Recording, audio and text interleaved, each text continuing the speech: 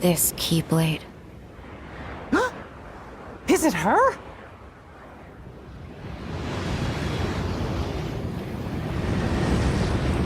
Mickey. You're too late.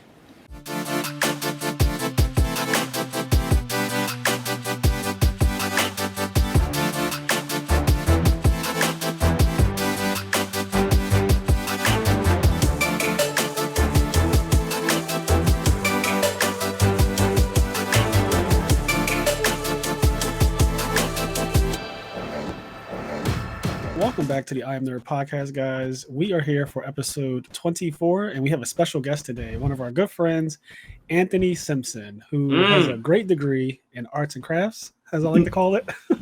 I am the best arter and crafter you'll have ever met.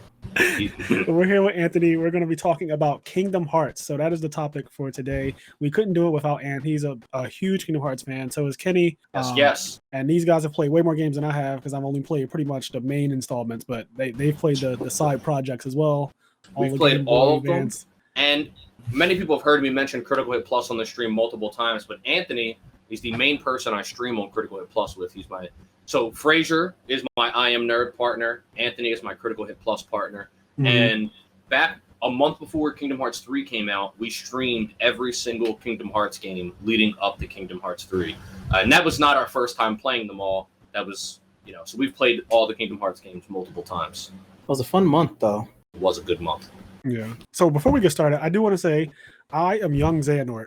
Now, this is a part of the podcast where we just kind of declare who we are based on what we're talking about today. So, Kenny, Anthony, who are you guys? I'm definitely Sora. Goofy. Wow, fuck y'all. I was gonna say I'm Sora and he's Riku, but fuck you. I guess I'm Goofy. You're Donald, bitch. I'm Ben. Listen, you know me.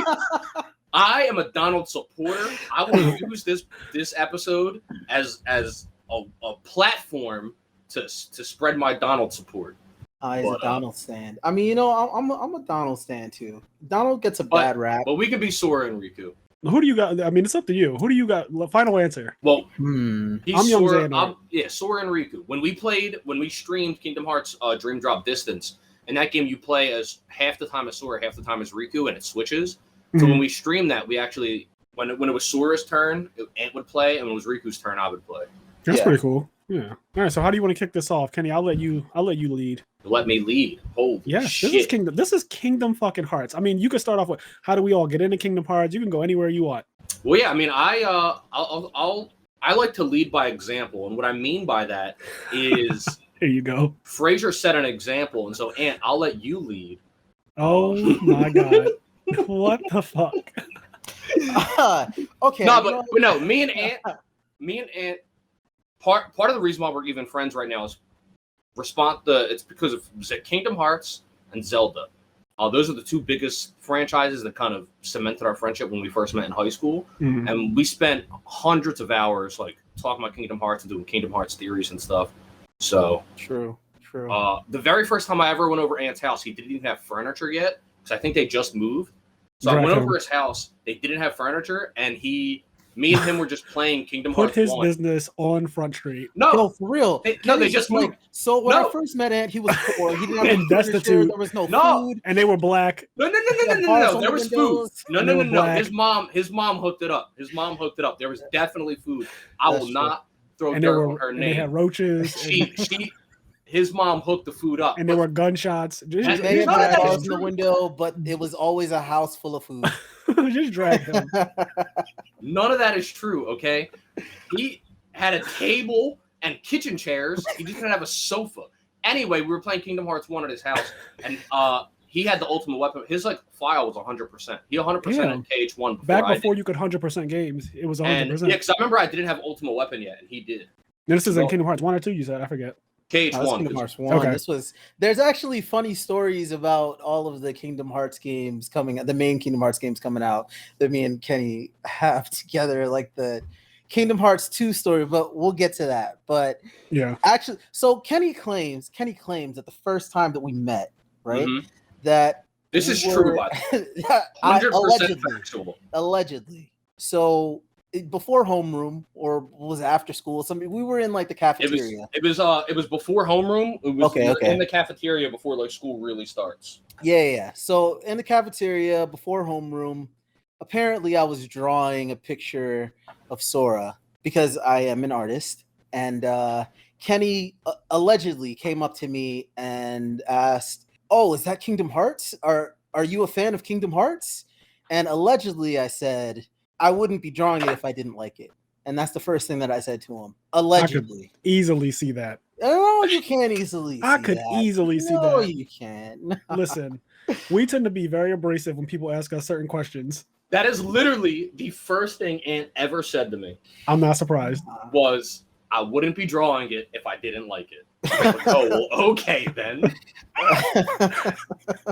That's what you get for asking that fucking question. Somebody drawing Goku, and you're like, "You like Dragon Ball Z?" It's like, no, I actually fucking hate it, but this is a commission, and I'm only 6. I'm like, what? And I'm only 6. Oh god. Yeah, so I got into Kingdom Hearts kind of late. I didn't play it when it first came out. So I believe Kingdom Hearts first came out in like 2002. Yes. And I thought, I don't know why I thought this, but I thought at first that it was going to be mostly some Disney stuff going on, like mostly a Disney game.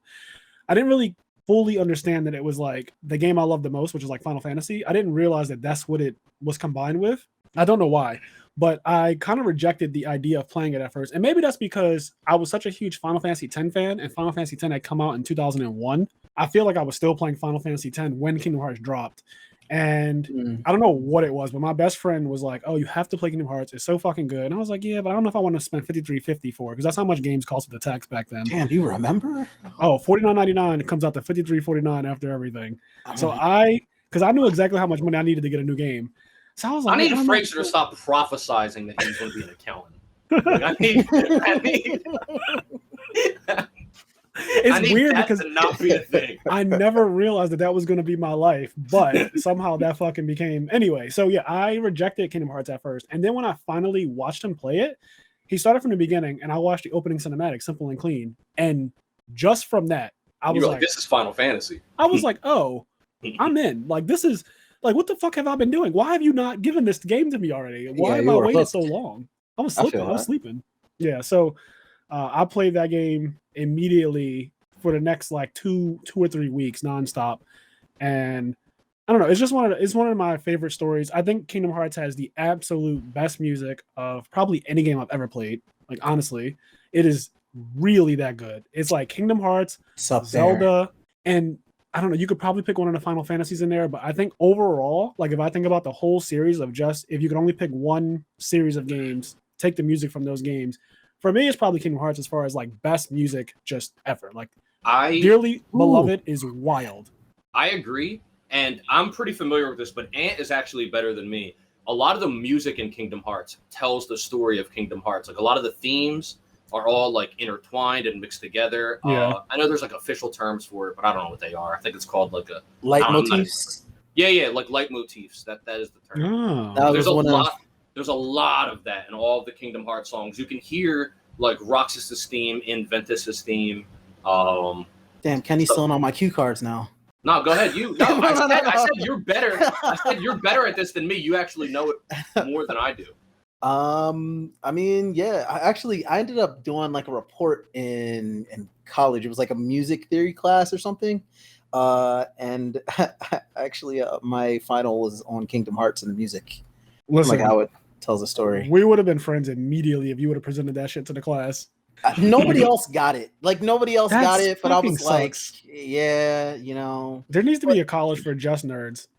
Yo, for real. I mean, he went to the Art Institute. I feel like that should be the nerd college. Some people were fronting. Some people were fronting. You would think, but some people, it's the same way we feel about Yu-Gi-Oh, where some people just lie and act like they never played it because they're too cool for it. It's like you fucking slapped down a Dark Magician at one point. Yeah. You get those people, you know. Well, I would say for me, music wise, it's probably Zelda, Kingdom Hearts, and funnily enough, Fire Emblem. Fire Emblem's probably really good. Because I've gotten really into D&D, as you can see from my Fireball shirt. Mm-hmm. I've gotten really, very, very big into D&D in the past few years. Like I realized Fire Emblem music is just top tier, amazing. I still have But to play. this isn't the Fire Emblem podcast. It's the Kingdom Hearts podcast. Well, we do a Fire Emblem one, which I guess will come up eventually. Maybe I'll play 3 houses, and then that way, at least I'll have one under my belt, so we can do a. You Fire only Emblem need podcast. one. Yeah, I'll just have one, and then you guys can fill me in on everything. I only had one Monster Hunter game under my belt. That's true. We did a whole podcast on that shit. Everybody loves that Monster Hunter game, though. Yeah, but like some of my favorite, at least back to Kingdom Hearts music, some of my favorite songs, like I said, Dearly Beloved, I think is, that's probably the most iconic like Kingdom Hearts song when you think about how many iterations there are of it. And then Simple and Clean, most people know that. What's the girl's name who does it? Hikari Utada. Yeah, she's amazing. Even the second game's opening, like Sanctuary / what is Passion. that? What is it? Passion, yeah, Passion. And then I even like Kingdom Hearts 3's opening as well, like Face My Fears. Yeah, I like it a lot. I've seen it remixed for a couple of different games. It's really fucking cool. By the way, if you guys who are listening to this want to see a really cool mashup, it's a Face My Fears X Spider-Man, the Spider-Man game that came out on PS4 that was like nominated for Game of the Year. Somebody did a mashup of Face My Fears and that. I know what you're talking about. Yeah, it's like a little. They'd like use the trailer and then they use the music for Face My Fear. That was really well cut. That was a well cut. Oh my god, it's so good. Yeah. If you have to, you can pause this podcast and go watch that right now. Face My Fears X Spider-Man. Find it. It is so well done. But it's better than the actual Spider-Man trailer. I agree. The official Spider-Man trailer. It's better than I agree. And 100%. What's the other one? K3 is Face My Fears, and what's the There's other another. one? Yeah, I forget the other one. What's it called? Oh, y'all don't. You almost got it. Don't think twice. Don't think there twice. You go. Don't think twice. Okay. I'm gonna ask you guys what your favorite like opening ending for Kingdom Hearts is. Mine's definitely KH2 Sanctuary Passion. Because I'll never forget, especially because I played Chain of Memories, and that was at a time when, for whatever reason, nobody played that game. But when KH2 came out, I remember I had a lot of friends in school that either A, never played KH1, and they just like jumped on the KH2 train. I was like, you're not going to, what? That's so then weird. I had friends that, because like KH2 was so big, they were like talking about, oh, I can't wait to Kingdom Hearts 2. And I started talking about Kingdom Hearts with them, and they never played the first one. I was like, that's what? Wild. And then a bunch of people that even played the first one never played Chain of Memories. But in the opening of KH2, there's a part where like Sora's like running up the stairs of Castle Oblivion, and it shows Riku running down the stairs of Castle Oblivion. And there's a part where it shows Sora fighting Marluxia, and the way it's cut to the music, that whole opening is just amazing. I love it. Yeah, that gave me chills. The way that is cut to the music is amazing. And then my favorite ending song, or like my favorite ending sequence is still Kingdom Hearts 2, because when spoilers for Kingdom Hearts 2, spoilers for all of Kingdom Hearts. You guys can fuck off. If you're worried about spoilers on this podcast, you're in the wrong place. Spoilers again. We're going to spoil every game probably. So spoilers. You're for in the wrong place. But the ending of KH2, after Sora and Riku like go through the door to darkness or whatever, and the door to light, and they get off the dark beach and they end up back on Destiny Islands. And when the music plays, and then they're like in this weird, they're like kind of in 3D, and Sora and Riku come up on Destiny Islands, and as they come up, fucking Goofy and Donald jump on Sora and like tackle him back into the water, and then like Mickey comes out and like jumps on Riku, and then Sora like comes up and he's like we're back, and then Kairi says you're home. That shit brought tears to my eyes. When Kairi said you're home and like the music starts, that fucking ending is so good. He's like, we're back. Kairi's like, because the ending of Kingdom Hearts 1 has Sora and Kairi like finally reuniting and holding hands, and then they get separated. Yep. And then he's like, and then she's like, I'll wait for you. And then like Simple and Clean plays as they separate. So Kingdom Hearts 2, like the we're back, you're home thing, that brought tears to my eyes. So for me, it's funny you say that about Kingdom Hearts 1. My favorite opening is Kingdom Hearts 1. I think it's really between 2 and 1. It's hard to place them, but because I was so young, I was 12 years old, I think, when Kingdom Hearts 1 came out. Simple and Clean, I played it more than every other song just because it's been out longer. Sometimes I just find myself listening to the slowed down versions of it. That opening, though, I love that opening. And I also love the ending, the part you were just talking about where Kairi and Sora are being split apart, but you see the big chasm of darkness like dividing them. The slowed down version of Simple and Clean is probably my favorite Kingdom Hearts song. Like that The very slow one they play at the end. The actual like song itself. It's like 5 minutes long. I fucking love that song. It makes me so emotional though. Like it is a very, very emotional song. But every Kingdom Hearts song really is, right? But that, like, I don't know. Except Sora's theme. Every song in Kingdom Hearts is emotional, and then Sora's theme's like, Sora's theme is some goof shit. Yeah, I fucking love it. It's actually funny that yours, Fraser, is Kingdom Hearts 1, Kenny's is Kingdom Hearts 2, and mine is actually Kingdom Hearts 3. Damn. Yeah. Oh, look at that. See, we chose the appropriate backgrounds. Yes, everyone has an appropriate background. Now, like mine used to be, I mean, my favorite opening still, like the opening itself, like the sequence, might still be 2 because like it is that good. I think that really was when they solidified, like, oh, Kingdom Hearts is going to tell this kind of it's going to tell the story of what happened in this very esoteric kind of manner. Because like that is what happened, but like that's not how it, like, you know, that's not how it was presented. Yeah, it's very narrative focused after that. Yeah, like, but it's like it's lovely. It's like a reimagining of it, and I really like that. But at first, when I heard "Face My Fears," and I was like really excited because Tata Hikaru was like, "Okay, I'm coming back to do the Kingdom Hearts song, so I'll do it." Even though she seemed kind of reluctant at first. Yes. And then Face My Fears, like the sample for Face My Fears dropped. I heard it and I was like, this is kind of weird. I don't know if I like it. And then like the more that I listened to it, I was like, this is actually it's my favorite Kingdom Hearts song. Fire. Like, it's fucking fire. I was like, did she get with Skrillex or some shit? Like, what happened here? I mean, shit, my bad. I said Face My Fears. I meant Don't Think Twice? Don't Think Twice. Yeah.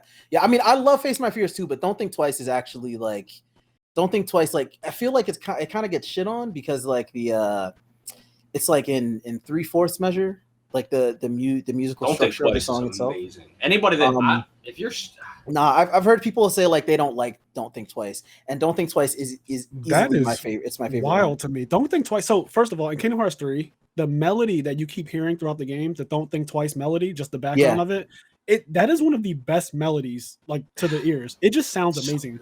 When me and Kenny like first put in Kingdom Hearts 3 and like the orchestrated version of Don't Think Twice came up, we actually like we were crying.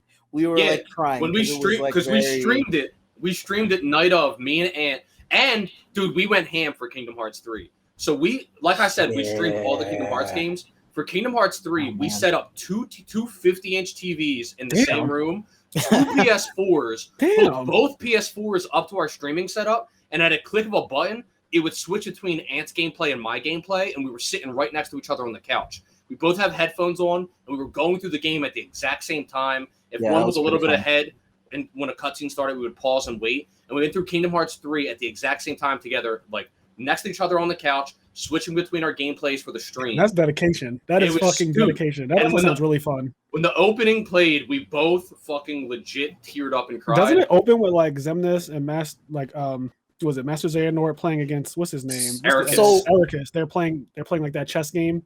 Yes. Yeah. And then it goes through like chronologically the events of the story, which you know is like usually not how you explain Kingdom Hearts, but like especially having just played all those games, it was, I don't know, it hit different. It was really emotional. Also the wait. Like I think there's a lot of gravity to how long we waited for Kingdom Hearts 3 and just the build up to it, like knowing all the stakes and everything. Oh my God. Yeah. I really like, I mean, don't get me wrong. Everything about Kingdom Hearts 3's music is fucking spectacular. Don't Think Twice, Face My Fears. I think both those songs are amazing. I don't think that like there's anything wrong with the music. People are fucking kidding themselves for not liking it. Like just want to be hipster, I guess, because people like to hate on everything now. But there's no. I'm like, there's no way that you saw the ending for Kingdom Hearts 3 and that shit. My jaw dropped because I was like, oh yay, everyone's happy. Everyone's finally got a happy ending. And then Sora disappeared, and I was like, what? Until they aren't. That shit hurt, yo. That shit hurt. What was your favorite Kingdom Hearts game to play through? Like, what is your absolute favorite Kingdom Hearts game? 2, easily for you, Anthony. 2.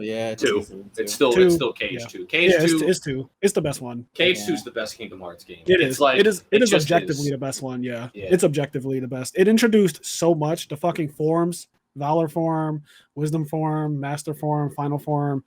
The fucking whatever that evil ass form that he goes into, anti form. Anti-form, yeah. And then just That the gameplay, the way the game feels, it's just one of the nicest feeling out of all the Kingdom Hearts games. This is, mind you, 2 came out in like 2006, I think, right? 06 or 04? 06. 06. Was it 06? I think it's 06. It was either 06 or 04. I know it was an even number. It was either 04 or 06. Let's see. But When were we in those turbines, Kenny? Either 06 or 04. But Kingdom Hearts 2's gameplay, and at this time, the Kingdom Hearts story didn't become as wild as it is now. So there was still like this mystery of the future and figuring things out. And we were always like theory crafting and shit like that. So 2005. it just had all this mystery. In Japan, in Japan. In North America, it came out March 28th, 2006. Okay. Yeah, so I was like 2005. But anyway, Kingdom Hearts 2 just I think full package, it is the best Kingdom Hearts game. Gameplay, the way the story up to that point plays out. And there's a lot of content. Like that game's content, long. yeah. I think that game is really good. Pretty fucking long, especially when you start adding in all the additions to it that they did afterwards, right? All the final mix stuff. Yeah, like the game's when I tell you, so the secret ending for Kingdom Hearts 1, I remember I didn't even know there was a secret ending. I think until Ant told me for KH1. So there's the normal secret ending, which is Another Side, Another Story. I did know about Another Side, Another Story. I unlocked that. So you beat Kingdom Hearts 1. What's another recap some of these endings? So what's another side? In Kingdom Hearts 1, you beat the game, you get the normal ending, which is Sora, Donald, and Goofy. They go on the crossroads. They get the letter from Mickey through Pluto. That's the normal ending. Mm-hmm. And then if you basically like 100% the game, you unlock Another Side, Another Story in the English version of the game, and that shows like the Dark City, and it shows Roxas. It shows Roxas, but you don't know who Roxas is. It's just like a boy. No. Is this that fucking crazy ass cutscene where he's dual wielding and shit? Yeah, but you don't see that yet. You don't, so that's the thing. You do see him with the two keyblades though. He does wield them both. But so you see the Dark City, you see him pull the two keyblades out, and on top of the building you see Riku with a blindfold on. And that's pretty much just Another Side, Another Story. And then I think like words flash on the screen. And one of the words is like, where's Sora? And like stuff like that. So like, what the fuck is going on? Right. And then you see like Kyrie on Destiny Island, but she's older. Yeah. From the back. And then the Japanese version in Final Mix, which we didn't get at the time, but you would find it on YouTube. Ant told me about this, and I found it was called Deep Dive. And Deep Dive, oh my god, Deep Dive. That changed my life. Is when Roxas starts beating the shit out of the Neo Shadows, and he runs up the building, and then Riku jumps down the building and shit. Yep. That was Deep Dive. That is life changing, by the way. Back when PSPs could actually have, back when we carried PSPs with us, I put that fucking video on my PSP and would just play it randomly if I was on like the bus or the train or something. I would just watch Deep Dive like several times on my destination. So good. So Kingdom Hearts 2 also has a secret ending, and the first Kingdom Hearts 2 secret ending was cool. It was it showed these 3 people in armor. We didn't know who they were. They walk up to the crossroads. You see the 2 Kingdom Keys and the Way to Dawn in the crossroads, and like they pick the Keyblades up, and you're like, you don't know what's going on. And you see like an old man in the distance, and that's pretty much it. But then you don't see an old. You see a shadow. You just see the shadow. You don't even see a silhouette. Yeah. And then about like it's all wavy and the shit. Seekers, and then like I forgot exactly what it says. No, it says like. But they allude to. Yeah, they allude to all the shit. Yeah, and like Xehanort comes up and all that, like the name Xehanort, and then the secret ending for Kingdom Hearts 2 Final Mix actually plays that, but then it actually shows who the silhouette is, and it's this old ass man, and the old man's wearing basically the same clothes as Ansem, Seeker of Darkness from Kingdom Hearts 1. You're like, what the fuck? And then that old man creates like a shadow clone, and that shadow clone is wearing the clothes that Dark Riku was wearing, but he also has a helmet on. And then they walk up. And then the one dude in the armor runs at him, and then the old man like wiggles his fingers and throws his hand up, and then smacks him with a mountain as a mountain just comes out of the ground. And then they just rumble for like 5 fucking minutes. Yes, and then, that cutscene is also life changing. And then you see like what you think is Roxas, because it looks like Roxas, but he's holding the Keyblade backwards. He comes up and tries to hit him. He gets gripped up by his head. They crush his helmet, freeze him, and then drop him off a mountain. his Keyblade breaks and he's just like frozen. Can we talk about the fucking maelstrom of Keyblades that he whips up to? Like the fucking, he like whips his hands up in the air and a maelstrom of Keyblades just like form out of nothing and just start fucking attacking. It's ridiculous. Yeah. That ending, I watched that end. Like, go look at however many views it has on YouTube. I put at least 500 of them on. Like, at least 500 of them views are me. The sound of the Keyblades going through like Terra and Ventus, like the actual sound of it hitting their armor, it sounds so fucking bad. Like they're getting destroyed. Oh yeah, let me throw like a 25-pound key at you and see how you feel about it. Just like a couple hundred of them too. Let them run you through real quick. Yeah, oh man, those secret endings, they get me fucking hype. They're so good. And then remember in KH2 Final Mix, like there was extra cutscenes.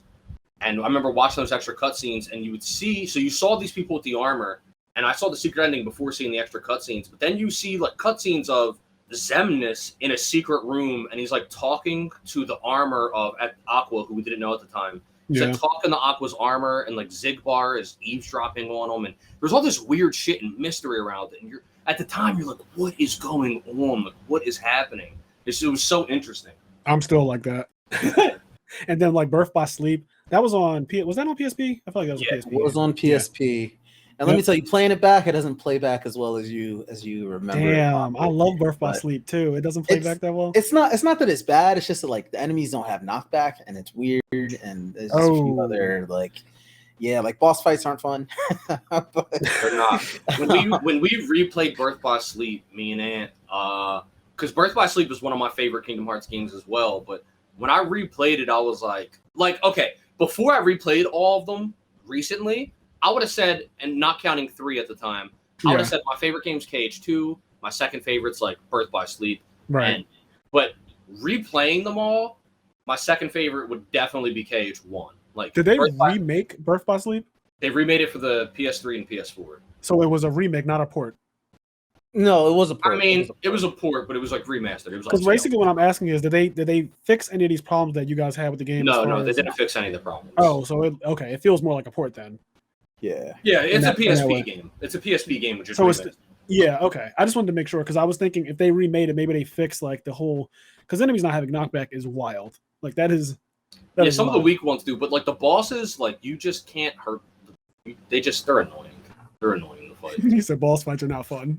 Fighting Vanitas, I was like, never. I was like, I remember at a point I was like, all right, Kenny, you got this. Call me back when it's Aqua's turn. Yeah, it's not fun. It's sadly it's not fun. Whereas in KH2, KH3, and KH1, the secret bosses, the super bosses are all really fun to fight. They're really fun challenges. They're super duper hard, but you feel like you're making progress. Whereas the super bosses in Birth by Sleep and stuff, they're just not fun to fight against. They're just kind of boring. Yeah. They're just dodgeball spam. Kingdom Hearts 2 aged like wine. And it did. I can play it right now. I probably should. Not so much. Aged like grape juice. Milk. What are some of you guys' favorite characters from Kingdom Hearts? So, I mean, when I say this though, every section. So, your favorite out of the nobodies, if you want to, then your favorite out of the old, your Terra, Ventus. You got your Sora, your Kairi, your Riku, every class, your Roxas, like every class. Who's your favorite out of each threesome?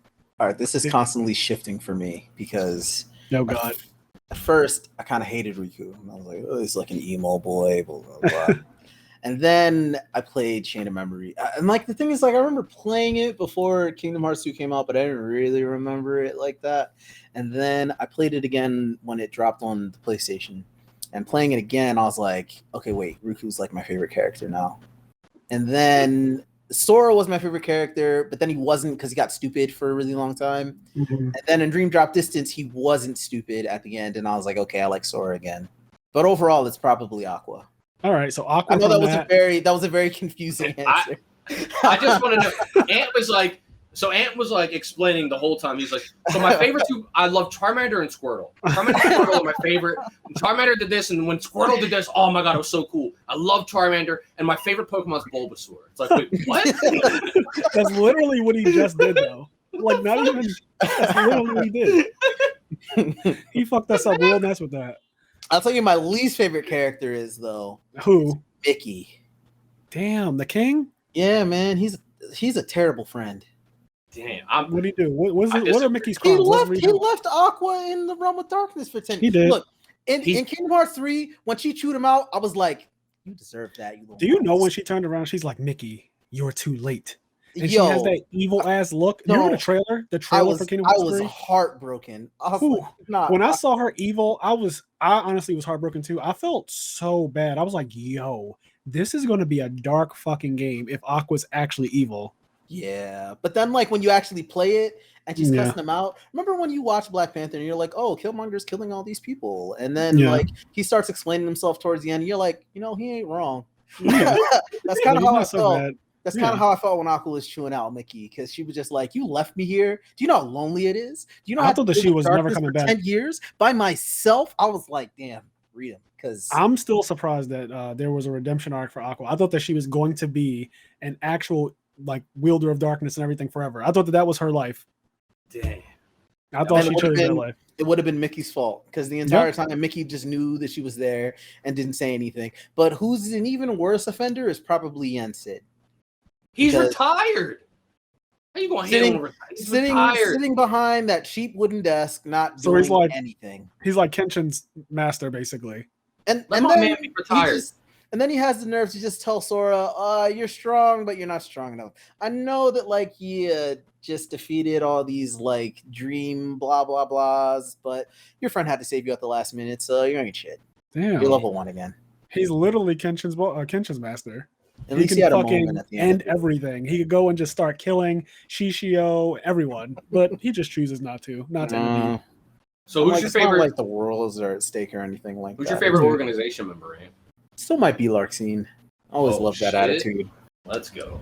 Larxene. I like Larxene too. She's just crazy. Yeah, but you like her for very different reasons. I'm a big fan of Luxord, if that's how you even say it. I was until I found out that's how you say his name. And I was like, never mind. Really. No, it's Luxord. What they changed it to. Luxord. Yeah. Oh, Luxord. But so we say Luxord. Luxord is. I'd say that. Yeah. So I'm a really big fan of his, only because when you first play Kingdom Hearts 2 and you fight him, the way the fight starts, he just starts the fight and he's like, let's skip the formality, shall we? And he just snaps his finger and the cards come up and he disappears. I'm like, damn, you don't get no introduction. You don't get no long monologue where he's just ranting for a bit about darkness and light and the battle for eternity. No him talking about the moon for a fucking 5 minutes and how it needs to shine down. He just goes right in like, let's skip the formality, shall we? And I'm like, okay, I'm here for that. Like, and then turned you into a card. Yeah. Like, okay. I vibe with that lifestyle. So I was immediately into him. I was like, this guy's fucking nice. I can't front. I know that now he's like become a fan favorite. And so because he's a fan favorite, he kind of gets hate now. But mine has always been Axel. I like Axel. I love Axel. I like Zaldin as far as like his weapon. Weapons, the fucking multiple spears and javelins and shit he has, Zaldin. Yeah. I also like obviously like Roxas technically, right? Like like Roxas technically is also one of my favorite, just because Roxas in the Organization 13 like at robe, he looks cool as shit. Like, he looks cool. So dope. And then Oathkeeper Oblivion, like come on, you can't really deny that. And then I love, so after Axel though, my favorite organization member will have to be Xemnas, the superior. Yeah. The shit he talks, like as you're fighting him, like he's just talking shit in the calmest voice. You talking about the end of Kingdom Hearts 2? Yes, when he's just whipping your ass. Yes. He's like, Sora, do you really trust Riku? And he's like, just kicking your ass, and like you're trying to fight him, and the whole time he's just whispering to you real He's like, nothingness is forever, but darkness is eternal. He just keeps on. He's just saying all this crazy shit. I like that fight a lot when you and Riku jump his ass, and it's like, use it all, and they're fucking shooting the projectiles back and forth. Yep. Dude, that's one of the most cinematic, amazing endings to like a final boss fight, where the laser dome. Yep. I know speedrunners hate that section of the fight, but you know they play the game differently than most people. But as someone who's going through the game for the first time, that laser dome is such a climactic moment. Like it's I love it. Huge. I love that Kingdom Hearts does those really weird like moments where it's not really a skillful thing necessarily. It's more cinematic than anything, but it's just a really cool moment. For example, in Kingdom Hearts 3, they had the exact same type of thing when you kind of confront Master Xehanort and all of those fucking people, all the old Keyblade warriors and stuff. You keep pressing triangle, and you keep getting stronger and stronger, and then it's like the blade, the thing of the maelstrom of Keyblades attacking, but you're like doing light and shit at it. It's really cool. All the Keyblade masters are fighting together. That shit is so cool. And then I think they have a list of fucking names that come up. Don't they have Yeah. You're talking about when when all of the Keyblades come, and then all of the names. It's all of the Keyblades from the people before the Keyblade War. It's all of their Keyblades, and all of their names comes up. Those names are actually people from the Kingdom Hearts mobile game. The Kingdom Hearts mobile game takes place during the Keyblade War, right before the Keyblade War. And so when all of those Keyblades showed up, like, because the Kingdom Hearts fans were essentially the Keyblade wielders in the Keyblade War, like, their usernames were the names used in the game. That's really cool. All the names came up. That's really fucking cool. Well, I think you did mention that before, too. Sounds vaguely familiar. Legit. But yeah. So I want to read this little thing that says 10 strange facts about Kingdom Hearts. Before you read 10 strange facts, I'm sorry, Fraser. And your favorite organization member, if you please.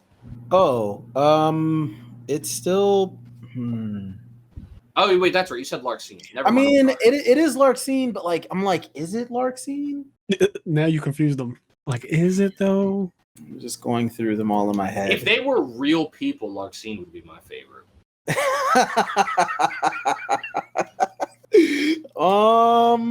Yeah, it's Larxene. I'll tell you who my least favorite is. I don't even remember his name anymore, but he's the fucking Dance Water Dance guy. I fucking hate that guy. Damn it. Oh yeah. Dance Water Dance. I hate him. You weren't hyped when he was acting like a little bitch for 10 hours, and then he hit you with the silence traitor. What just happened? And you're like, did I just get played? Is he the actual boss? Oh shit. The current theory is that he's the master of masters. What? Is it really? Yeah, right now the prevailing theory for a lot of people is that Demyx is the master of masters. What the shit? I'm so out of the loop on the theories and stuff. I haven't been on Kingdom Hearts Reddit in a long time. And that's the prevailing theory at the moment. That place is just a wild place. But I'm going to read out some strange facts about Kingdom Hearts that I'm not sure if you guys knew, but let's hear. So Kingdom Hearts 2 was censored in the US. The original Japanese release, Axel's death, shows his body bursting into flames and burning away. This death was apparently too graphic for American audiences, which were treated to a flameless scene. A scene involving Daisy spanking Donald was also removed from the US release, as was the green blood from the Hydra and Hercules' Coliseum. Most infamously, the violence in Port Royale, Pirates of the Caribbean world, was toned down with guns becoming crossbows and almost no blood or sword impalement whatsoever. So, I don't know if you knew all those. I just find it funny that America, the land of guns, would not allow guns, but instead changing the crossbows. Like, it annoys me so much that that's strange. But there's such hypocrisy because I don't know. We'll have like Grand Theft Auto. And like if it's an American-made game, there's no complaints. But if it's a Japanese-made game, all of a sudden it's like, I can't believe this is in our video game. Right, because they feel like you shouldn't be mixing Disney with guns. But it's like, first of all, okay. But I mean, that's what Pirates of the Caribbean is. Like literally, that's the source material. Yeah. And then it says Kingdom Hearts has a weird obsession with the number 13. Remember that awful Jim Carrey movie where he kept seeing the number 21 everywhere? Kingdom Hearts does the same thing with the number 13. In multiple instances throughout the series, 13 keeps popping up all over the place, and a lot of these examples are downright mind-blowing. Don't believe us? Well, let's start with the most obvious. Kingdom Hearts' main group of bad guys is Organization 13. Made up of 13 members, Kingdom Hearts has 13 letters in the title. In the opening sequence of the first Kingdom Hearts, the M in the title zooms towards the screen, and M is the 13th letter in the alphabet. Still not convinced? Add up the sum of the number of letters and the names of the main trio, Sora, Kairi, and Riku, it's 13. And then Ultimate Weapon from Kingdom Hearts 2, and guess how many Orichalcum Plus you need to create it? 13. How many worlds are in Kingdom Hearts? Kingdom Hearts 2 and Birth by Sleep? 13. So lots of 13 illusions there. So here's what I'm going to say.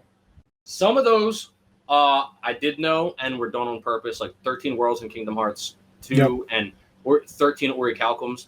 By that point, the 13 motif was established by Kingdom Hearts 2, so them putting 13 in a lot of things. I'm gonna go out on a strong limb right now and say that Sora, Riku, and Kairi, the number of letters in their name adding up to 13 is a complete coincidence and was not planned. I was gonna say the same thing. That's a million like % a coincidence and not planned. Just to have the There's accident. no, because here's the Y'all thing. don't believe. I don't believe it. Not that one. I don't. The reason being is because Sora, Riku, and Kairi are all like Japanese words for sky, earth, and ocean, more or less. So yeah, I don't. There's a motif within those characters, like Sora, sky, and then Ventus also means sky in Latin, and then Terra is earth, Riku is earth, Kairi and Kairi aqua, and Namine means wave. So like aqua, aqua. Kairi means like sea or something in Japanese, and then Namine means like wave and like an ocean wave, and Namine is linked to Kairi. So like there's a motif within the characters with the sky, the earth, and the sea. And I think that regardless of how many letters were in the word Sora, like that would have been his name. Yeah. How many different words can there be for sky? All right, so the next one is Kingdom Hearts 2 was also the last thing Pat Morita did, and he is Mr. Miyagi from The Karate Kid. He voiced the Emperor of the Land of Dragons in Kingdom Hearts 2, and he also did in Mulan and Mulan 2. Afterward, he passed away on November 24th, 2005 at the age of 73. So I actually grew up watching The Karate Kid. One of my favorite movies, honestly, just feel-good movies. Wax on, wax off, Mr. Miyagi, that whole thing. A very iconic character in our childhood. But yeah, apparently Kingdom Hearts 2 was the last thing that was his last work. And in 2005, November, he dies, and then in December 2005, Kingdom Hearts 2 actually comes out. So this is his last actual work, Mr. Miyagi. It's a pretty cool little thing about him. But let's see. Kingdom Hearts 358 and a half days was the second to last thing Mickey Mouse voice actor Wayne Alwyn did. So the longtime Mickey Mouse voice actor, the longest serving voice actually, passed away in May 2009 at the age of 62. That's actually pretty young.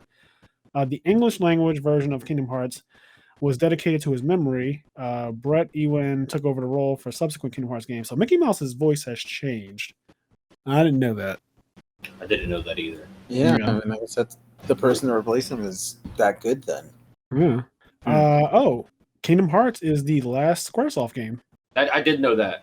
Kingdom Hearts is the last game that was released with the old Squaresoft logo before the company became Square Enix in 2003. Find an original box copy and you could have a collector's item on your hands. All the greatest hits versions and other Kingdom Hearts repackages ship with Square Enix. So that's damn. I fucking wish I still had all my old PS2 games. That fucking sucks because I know I have the version with Squaresoft on it. I do still have my original KH1 box. Oh, Kingdom Hearts 1. Yes. I wish I still had it. Do I still have mine? I know probably with that long lost Ocarina of Time cartridge. No, wait, I have that. Anyway, but yep. Lance Bass voiced Sephiroth. We all knew that. So Lance Bass from NSYNC, he's the fucking voice of Sephiroth. Let's see what it says. We know it's crazy. Wait, especially I didn't know that. Really? You didn't know that? No. Yeah, Lance Bass from NSYNC is actually the voice of Sephiroth. All this time, you didn't know you were a fan of NSYNC, eh? All this time, baby. Bye. Shit. Yep. So let's see. What is? It's like It's like when I found out that Jesse McCartney did Roxas. I was like, that country pop guy. Okay. Yeah, Kingdom Hearts has an interesting cast. But I mean, he's good. He's a really good voice actor. Like he does, because I feel like the way that he differentiates his voice between Roxas and Ventus, you can tell, especially when they were together, in the same game, relatively in the same space. I was like, they're gonna just sound the same. But no, Ventus sounds like he's got a different energy about him than Roxas does. So yeah, no, he does a good job voice acting for sure. There's a boss named Kurt Zizza, which I remember this boss actually. Yep. This boss was fucking he's like a Make-A-Wish Foundation kid, right? Yeah, Squaresoft held a contest where a fan could get their name in the game. The result was a secret boss named Kurt Zizza, which I never knew that was where the boss came from. But this boss was fucking hard. A giant crab you can find out in the Agrabah Desert after completing the Hollow Bastion level in Kingdom Hearts for the first time. He's not as hard to beat as Sephiroth, but he is pretty tough. I remember him just being annoying. Oh, it was a contest? I thought he was Make-A-Wish. You said that, and I thought you were making a joke on the fact that it's in Agrabah. What? No. I was like, damn. Okay. Damn. I thought it was legit like a Make-A-Wish kid. Apparently, the idea of Kingdom Hearts was conceived in an elevator. According to Kingdom Hearts producer Shinji Hashimoto, he got the idea for Disney slash Squaresoft crossover game while chatting with a Disney executive in an elevator. The two companies shared a building in Tokyo before Squaresoft became Square Enix and moved away. So Disney and Square were in the same building, and they just happened to be riding the elevator together. And was like, "Hey, maybe we should like do something." And boom, one of the greatest fucking things that ever happened to us happened. Just in that elevator. Imagine if instead of Squaresoft sharing a building with Disney, they shared a building with Nintendo. And Kingdom Hearts was between Square and Nintendo instead of King Mickey. We had King Mario. Oh, would have been amazing. that would be wild. Yeah, I don't know. Kenny said that a few times, and I never know how I feel about it. Yeah, that's why I was kind of quiet. I want to say that I would love it, but then I'm like, would I? I would love it. I mean, it would be good. Do not get me wrong. Yeah. It would be good. It would be good. But imagine like, a Master Sword style Keyblade. Oh, yes. But we would also lose what we currently have, and I love what we have. Yeah, no, what we have is amazing. I love Disney. But I think back, think about, I like the Gummy Ship, but it's not that good. But imagine if the whole Gummy Ship system, honestly, is. But imagine if instead the Gummy Ship had like the Star Fox system, right? Yeah. If they were with Star Fox and it was the R Wings, man, they would have been in there. I do feel like development wise, like the gameplay would have been, I don't know, kind of weird because like obviously Square developed the game, not Disney, because Disney doesn't develop games. Well, I would still want Square in control of the game. It's just like they would be with using Nintendo IPs and stuff, you know.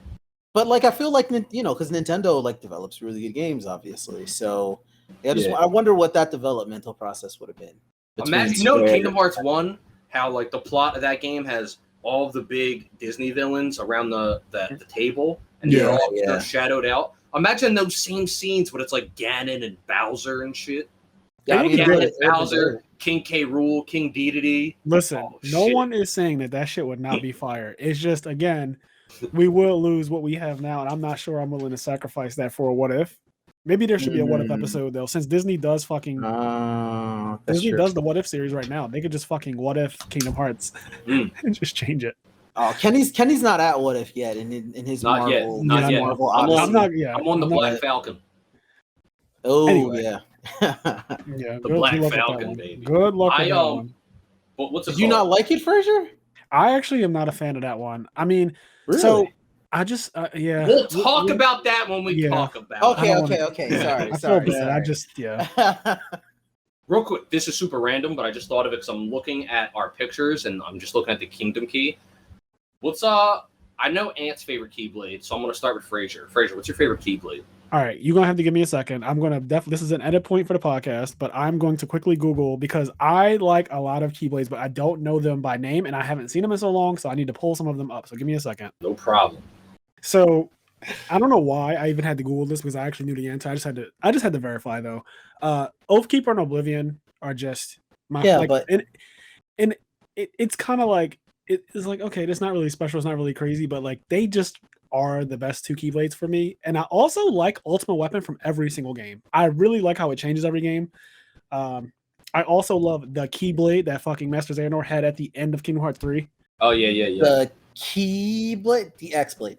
Yeah, the X-Blade. Like, X-Blade. Do you notice for the Ultimate Weapon in Kingdom Hearts 1, it's just like singular blade with like the jewels around it. In Kingdom Hearts 2, it's 2 blades. In Kingdom Hearts 3, it's 3 blades. I don't think I noticed that because I've never seen them side by side. I'm actually going to look at that. If you look at them, the Ultimate Weapon in Kingdom Hearts 2 has like 2 blades in it to represent Kingdom Hearts 2, and in Kingdom Hearts 3, it's like 3 metal prongs to represent Kingdom Hearts 3.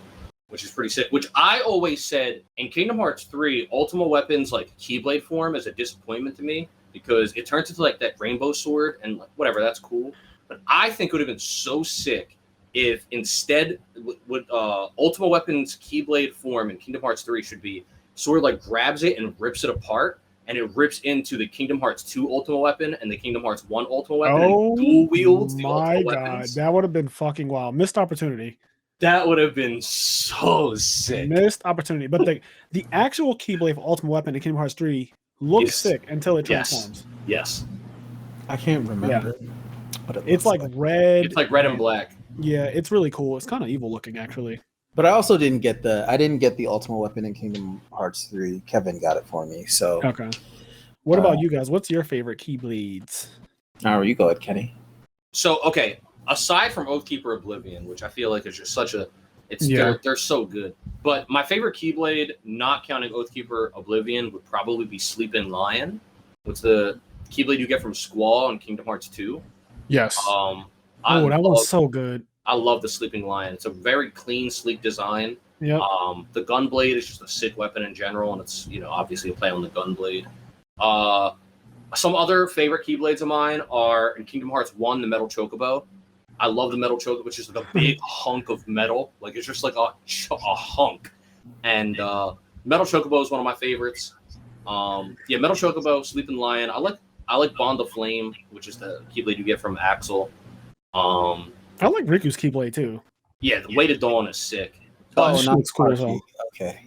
But my favorite Keyblade would probably be if I have to like put my stake on like my absolute favorite Keyblade, it would probably be Oblivion specifically.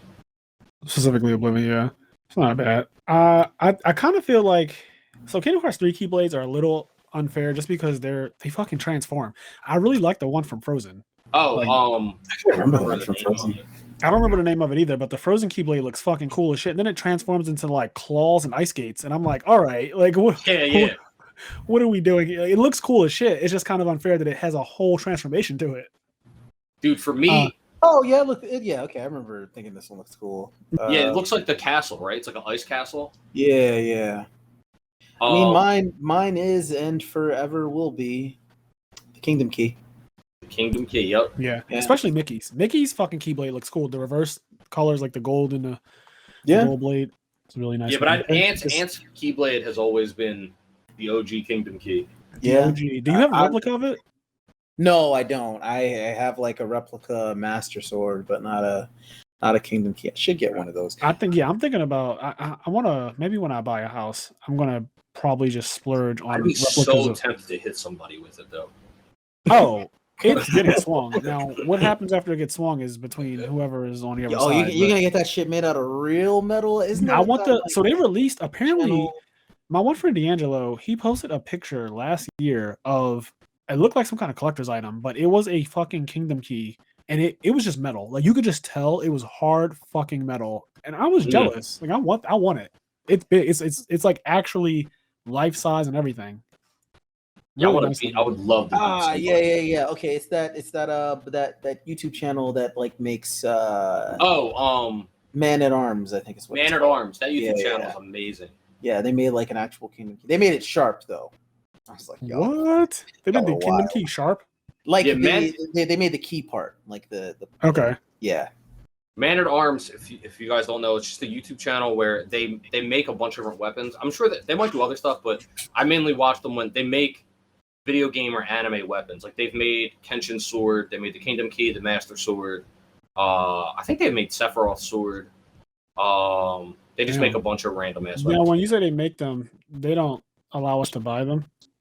I don't think so. Okay, they just kind of like make it and they bring it to life. Yeah, but they're actual like welders and shit. Like they go through the process. Like you see them really make the blades. That's cool as hell. I would like to see them make Masamune and so many other ones. They make the Buster Sword. It looks good. I believe they have. I'm pretty sure he made the Buster Sword, and like they talked about how ridiculous it was and how unwieldable it was. They're just like, this is not a practical weapon by any means. Yeah, I feel like I remember at one point them trying to swing it and having like two guys like or something. Yeah. What do you think was missing from Kingdom Hearts 3 that kind of made it a bit of a disappointment? Do you really want to get me started? Because here's the thing, right? I do. I'm a huge Kingdom Hearts fan. When it comes to franchises, Kingdom Hearts is my number 2, second to Zelda, right? Okay. However, I'm not like, it's weird to say I'm not like a Kingdom Hearts fan anymore. I'm a fan of what it was. If that makes any sense. That's fine. People evolve and people change, and so does Kingdom Hearts changed. It's going somewhere different, that's for sure. It's going somewhere way different. Like the next Kingdom Hearts game is going to be played on your Texas Instrument. That's going to be like the next, and that's kind of why I'm just like, yeah, about not your Texas. But like it is though, because like I love Kingdom Hearts, and Kingdom Hearts 3 had a lot about it that I loved, but unfortunately, just the direction that Nomura is taking, like where the story is going, I'm just like, I can't hold out anymore. I really miss the fact that there used to be Final Fantasy more involvement in it, and for whatever reason, like Kingdom Hearts 3 they just cut that shit. There's no Final Fantasy characters in the main story of the game. I don't understand that. It's so weird to me. Like Kingdom Hearts 1 and 2 had a decent amount of Final Fantasy involvement, and 3 just none, like zero. Yeah. And that was a part of Kingdom Hearts to me. Like I thought that one of the coolest things was on Destiny Island, you would see like his name is Titus, I guess, but you see Titus and you have a Final Fantasy character. Titus, Waka, Selfie is there. Yeah, that shit was cool. Then you go to Traverse Town and it's just like that, more Final Fantasy characters there, Squall and Aerith and Yuffie and stuff like that. And again, even Kingdom Hearts 2, like Sephiroth's in Kingdom Hearts 1 and 2, which I thought that after seeing him in 1 and 2, I was like, well, is this guy just going to be in all the main games? Like, are we going to have a Sephiroth? Cannot believe there's not a Sephiroth fight in Kingdom Hearts 3. Okay, so it's not just me, right? I've been arguing for a long time. I think that there is a generation of people that know Sephiroth as a Kingdom Hearts character. I think you're right. Like there's a generation of people that like they got introduced and know Sephiroth as the Kingdom Hearts 1 boss, secret boss. Yeah. Like how people know Captain Falcon as that guy from Smash. Yep. Yes, No. for sure. Me. For sure. Including me. There not me. being a Sephiroth I've fight never played an F-Zero game. And there not being Sephiroth fight in Kingdom Hearts 3 is such because it felt like it was part of the mythos of Kingdom Hearts. There were so many times where people were like talk about like, oh, blah blah blah, talking about Kingdom Hearts, like, oh, did you do the Sephiroth fight? Like that's a part of talking to somebody about Kingdom Hearts is somebody saying, did you do the Sephiroth fight? Like, you know what I mean? Did you beat it? And like how everyone says they did, but did you really beat it? And him not being in Kingdom Hearts 3 is just a big missed opportunity. To play on what Ant said in general, I obviously huge Kingdom Hearts fan. I've played all of them. Kingdom Hearts 3 did a lot of things right. I found the gameplay very fun. I enjoyed it a lot, and it hit a lot of emotional beats for me. I said this back when I first played it, but it hit a lot of the beats it needed to hit emotionally. It definitely pulled on heartstrings, made me feel a kind of way. It got a couple tears out of me. Toward the end, like they save Kairi, and like when Sora disappears and all of that, like they definitely hit a lot of emotional beats, and I think they hit those beats well. My biggest problem with Kingdom Hearts 3, though, is that way back when I really, really, really got into Kingdom Hearts, I was really interested in the mystery. And as much as people talk shit and say that Kingdom Hearts is really convoluted and doesn't make any sense, I never really agree with that because I've played all of the Kingdom Hearts games in order.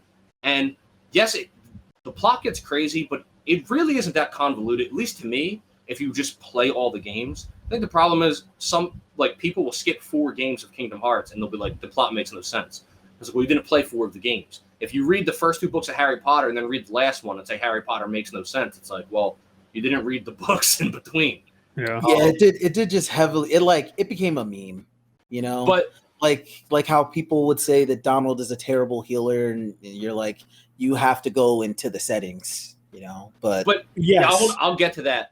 But real quick, but yeah, Kingdom Hearts, they had a lot of mystery and the story that was involved that I liked a lot. And I feel like Kingdom Hearts 3 did not deliver on the mystery aspects or the story aspects. Where it agree. On the heart aspects, it did not deliver on the brain. Like it didn't satisfy like my thinking muscle. It satisfied my heart, but it did not satisfy my brain. I'll also say this, as far as the story goes, in people's defense, I do not like that main storyline components were included in a mobile game, which you told me. No, that's trash. That is not okay to me. The mobile game thing is so trash. Like, it's my fault that I haven't played fucking Chain of Memories on the DS or whatever. I don't even know what system that where it originally released.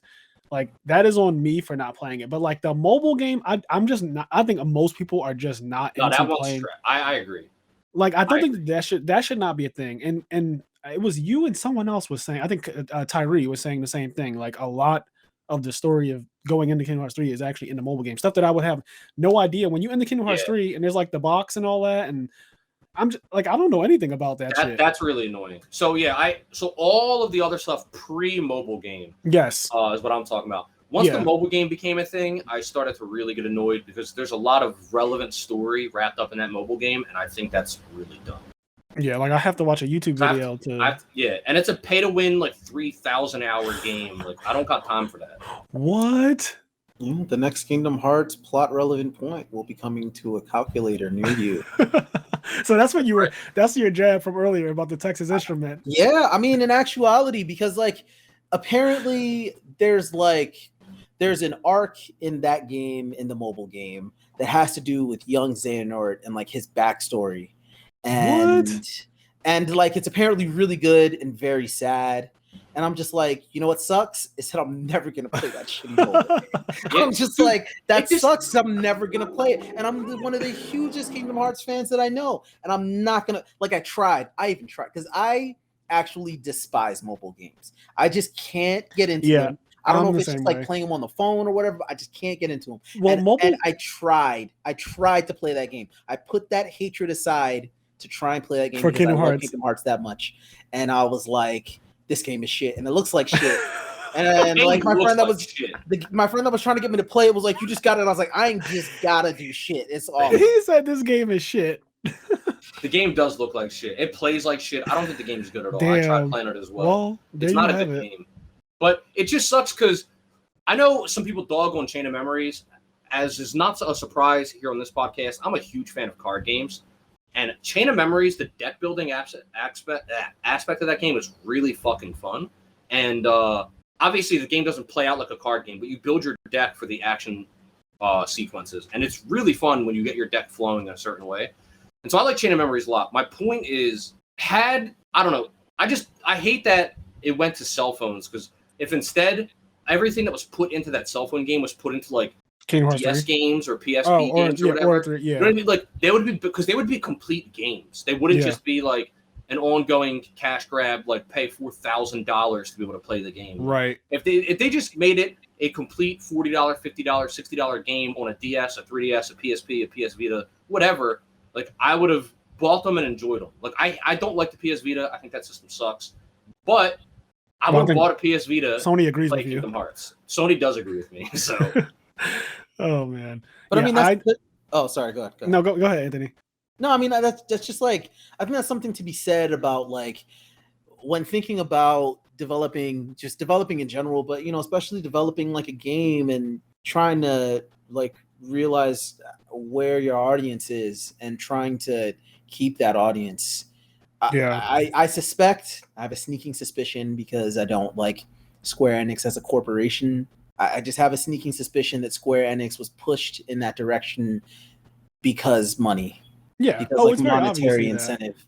And it sucks because Kingdom Hearts you know what it is? You know what all of this is? What me and Kenny used to do? Our friendship was kind of like bonded through this, like partially Kingdom Hearts theory crafting. That's what we would do. We would literally sit just talking about Hearts, things that you think. Theory craft. Yeah. We'd be like, yo, because I don't know how many people remember, but before Roxas had a name, he had an acronym. It was BHK, because he was the blonde-haired kid. No one knew who he was, and everyone was like, who do you think BHK is? Oh, well, maybe he's blah, blah, blah. Maybe he's this, maybe he's that. We had this theory that what's his relation with Sora? What's this? What's that? I remember at the end of Chain of Memories on the Game Boy, you see like a little picture, and it's blonde-haired kid sitting on top of the clock tower in Twilight Town. And you're like, what the fuck is going on? Like, why is he in Twilight Town? Who is this kid? I even like how they have the X in their names, like the Organization 13 members and stuff. As a part of like their... Yeah, and you can take it out and then rearrange the letters, and you get what's that called again? That's not an acronym. It's a... Anagram, yeah. Yeah, I think that's really cool too. Roxas and the whole Sora thing, and like Axel and what's his name, Lee or some shit. Yeah. And like me and Kenny used to do that all the time, right? And Kingdom Hearts has gotten to a point that like we can't even have fun theory crafting anymore because, well, the next plot relevant thing is in this mobile game, or 3,000 hours of story is in a fucking pay to win game. I just cannot believe that's real. And so I'm just like, I'm not like a teenager anymore. I can like very easily see through that very that's the other thing too. The like, younger me would probably be susceptible to some shit like this. Yeah, but like now I'm like 30 something, and I'm like, Yeah. man, Square Enix, you can fuck yourself. Yeah, microtransactions are a fucking big no for me. I got caught with that shit with Pokemon Go. They definitely pulled on my 6-year-old heartstrings. And I started to empty my wallet a little bit. I started to actually pay to play Pokemon Go. I got caught up with the whole world almost got fucking wrapped up in that shit. And I just one day cold turkey stopped. I was like, this is a rant. Like, this is not Pokemon. This is fucking, you took my childhood and you weaponized it. That's what you did. Mm-hmm. They weaponized it. They did succeed in like creating world peace for like a week. I remember when Pokemon Go first came out, everyone in the world was happy for like a week. New Yorkers were fucking, instead of pushing each other out the way and cursing each other out about where they had to go, people were running for Charizard. They were pushing they were pushing and trampling each other for a Charizard. World peace for a second. But yeah, Kingdom Hearts is it's a big part of my childhood because it brings together one of my favorite things, which is Final Fantasy. And I don't really like. I'm not the biggest Disney fan. I'm not going to act like I am, but I did grow up watching all the Disney movies. Like I know all of them. Like, I know Little Mermaid. I know Beauty and the Beast, especially. I know Lion King. I know Toy Story. So like seeing those all brought together is like, this is really fucking cool. Like, even though I'm not a big fan of Disney like that, it's still really, really cool. I always thought it was cool. Something that frustrated me a lot, and this frustrates me to this day, because I'll meet somebody and they'll hear I'm a Kingdom Hearts fan, and they'll like scoff at me or something, right? And they'll blah blah blah, and they'll be like, "Well, the problem is I'm a really big Final Fantasy fan." I'm like, "Yeah, okay, me too." Like, there's people that'll they'll be like, "Yeah, but I'm a big Final Fantasy fan," and like, I cannot believe that they mixed my Final Fantasy. Oh my god! And I'm just like, yeah, I mean, okay, I played them all too, buddy. Like, whatever. Yeah, I also haven't Thankfully, I have not come across those people, but. I'm sure that they exist because I can just imagine that being a thing. People who are like, this is too kiddie, this is too childlike. Oh, yeah. Because my younger self kind of thought that. I was like, why would I want to play a game where Disney characters are involved with like Squall and Cloud? Like, that just sounds bro. I was like, I saw that commercial for Kingdom Hearts 1, and I like immediately called my dad, and I was like, I know I don't want my for Christmas. I want that. And then it's actually funny. He got it for me. My dad got me Kingdom Hearts 1, and I actually, in an alternate timeline, I hate Kingdom Hearts. I'm not a fan of it and never played it because I was playing the game and I got to Wonderland. And I was like, bro, fuck this game. One of the first ones? I was like, bro, fuck this game. Damn, I specifically remember Wonderland is so trash when you're and hating it. And my dad called me. He called me like some weeks after he gave me the game. And he was like, yeah, so like, how you liking that game I got you, Kingdom whatever. And I was like, I'm not playing it. and his dad was like, boy, I done bought you that game. Yeah, I was better go play it. He softly pushed me in that direction. He was like, maybe you should try it again in like a little bit. And I was like, yeah, maybe. Yeah, I was like, I spent $60 on that game. You're gonna go play it. But I legit put down Kingdom Hearts for a little while because I was like, fuck whatever is happening in this part of whatever. I have a question for you guys. So you brought up like the Alice in Wonderland world or whatever, right? What are some of you guys' favorite worlds in Kingdom Hearts? Like, what are some of the worlds that when you do replay Kingdom Hearts games, you really can't wait till you get to this part, or like this world really makes you happy? So I love Hollow Bastion. Same. Just as music a too. Oh, he went for the easy answer. I was thinking of the Disney worlds. Yeah, but no, that's what I'm going to think of a Disney Hollow world. Bastion is definitely the Oathkeeper Oblivion of answers. Hollow Bastion's music, though, is out of control. It is so good. It is so. I'm listening to it in my head right now. I don't know about you guys, but I'm playing it in my head right now. It's out of control. Like, it's not okay. Especially in Kingdom Hearts 2. Especially in Kingdom Hearts 2. Oh my god. Verdant Garden. What's it called? Radiant. Radiant Garden. There you go. What's it called? I always loved Olympus Coliseum. I like that it was always just combat rushes. Yeah. I do enjoy exploration, especially in Kingdom Hearts 1. I like the exploration of worlds. I like exploration in games in general. But something about Olympus Coliseum always feeling like it was like a test. Like you're going in and it's all these combat The tests. first all one different cups. established Olympus Coliseum is such a cool ass world, and this is another thing about 3 that I just don't fuck with. So you know how in Kingdom Hearts 1 and 2, Olympus Coliseum kind of feels like a place where you go where you know there's going to be optional bosses. It's a place where you can enter those little tournaments and stuff, and you can unlock things and kind of grind and stuff like that. You could use it to like level up. There's a bunch of things you can do at Olympus Coliseum, but it has that feel, like you said, it has that feel to it, right? Yep. And you always know this is going to be like a hub world in a sense. Yeah. Exactly. It felt more like a hub world. In 3, it's the first world, which was different. But then like, there's not really much of a reason to go back. It's a disappointment because I love Olympus Coliseum in Kingdom Hearts 3. When you play Olympus Coliseum, it's really, really fun. It's amazing. It's an amazing world. Exploring it. Yeah, it's great. Also the bosses and everything. It's really disappointing when like you're done the game and you're like, okay, where's like the cup? Where's the Coliseum? Like where exactly? Where do I fight Cloud and where does his wing come out? Where do I fight Sephiroth and his wing comes out? Yeah, like how isn't there a Coliseum there? That doesn't make any sense to me. When I think about iconic Kingdom Hearts things, I always think about Kingdom Hearts 1 fighting Leon and fucking Cloud at the same time. Yes. What a fight. Yeah. And then in Cage 2, I love the cutscene in Cage 2, by the way, when Cloud and Leon or Cloud and Squall are back to back, and it's like all these Heartless, and they're talking about like how many they're going to kill. Yeah. And then I forget, like one of them says like, no, he's like, I'm pretty sure that that like Squall's like, yeah, we're gonna like we may be outnumbered or something, and then Cloud's like, well, it'll be really tough if one more shows up. Yeah, and then the other one, then I think the other one says like, well, that'll be the one I have to take out, or something like that. Yeah. But it's dope to see Squall and Cloud. Like if you grow up, that's the thing that I hate about like the quote unquote Final Fantasy fans that don't like Kingdom Hearts is I think they're missing the fact that there's Final Fantasy fan service in there. Like if you love 7 and 8. Yes. There's something really magical about seeing Squall and Cloud back to back. Yes. Like that shit is dope. What you're missing is that the people that say that, those quote unquote Final Fantasy fans, are the same people that are like, well, Final Fantasy 7 through present aren't real Final Fantasy games. Oh God. It's only really Final Fantasy 6 and Final Fantasy 5. And Final Fantasy, I didn't actually play it because it was only released in Japan. Right.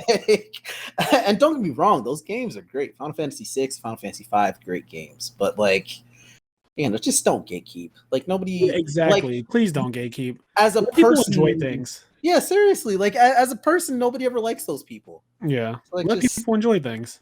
Period. If people and a lot of people have only played probably 10 and after, right? The ones where they speak, because people don't like to read for whatever reason. So that's fine. Like if you've never played any of the prior games, if literally you started with fucking 13 and you think 13 is one of the best games you ever played, which is wild, by all means, have at it. Throw that in there like that. He really didn't have to be shady like that. That was so cold. Like that was so. Why do you do this to me now, Kenny? You act like you don't know who I am. Like, come on, you know how I am.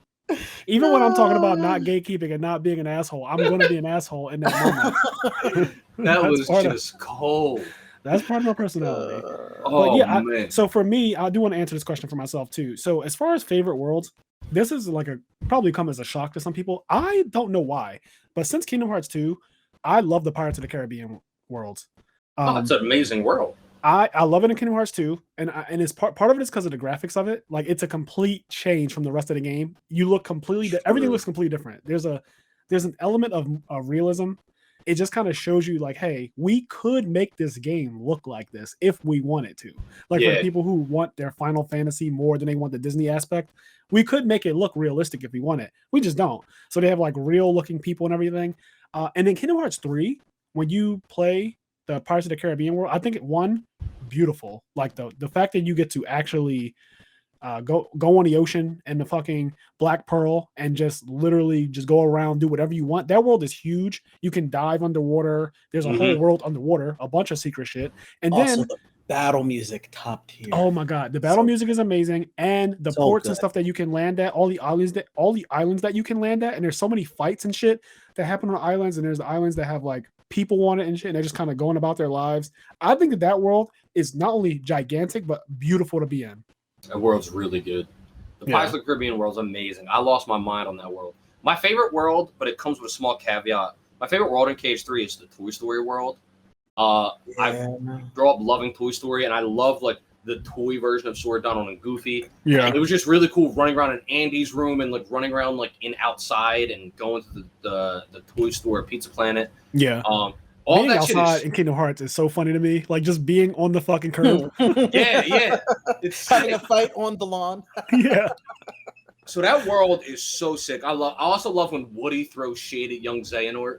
Woody's like, you don't have any friends. And that no one loves you? Bro. Yeah, Woody was like, now howdy here, partner. You ain't got no friends. I was like, damn, Woody. But case in point, like Sora delivered one of his best lines during that cutscene when he tells young Xehanort, you got caught up, you got so busy chasing shadows that you forgot about the light that casts them. I was like, damn, all right, so somebody actually like wrote this script. That's good. Yeah, I was about to say that's definitely some poetic shit right there. He just like I'm like that, but it's just I don't know what happened. Like because Kingdom Hearts 1 Sora, like during especially toward the end of the game when he called Riku stupid because Riku was like, I've attained all this power, and he's That's like, stupid. He's like, you're stupid. Like you're attaining power, and for what? They're gonna use you, obviously. And then like Chain of Memories happens, and you're like, oh no, Sora, what's happening to you? Like you're getting a little. And then you're like, oh, he's losing his memories. Okay.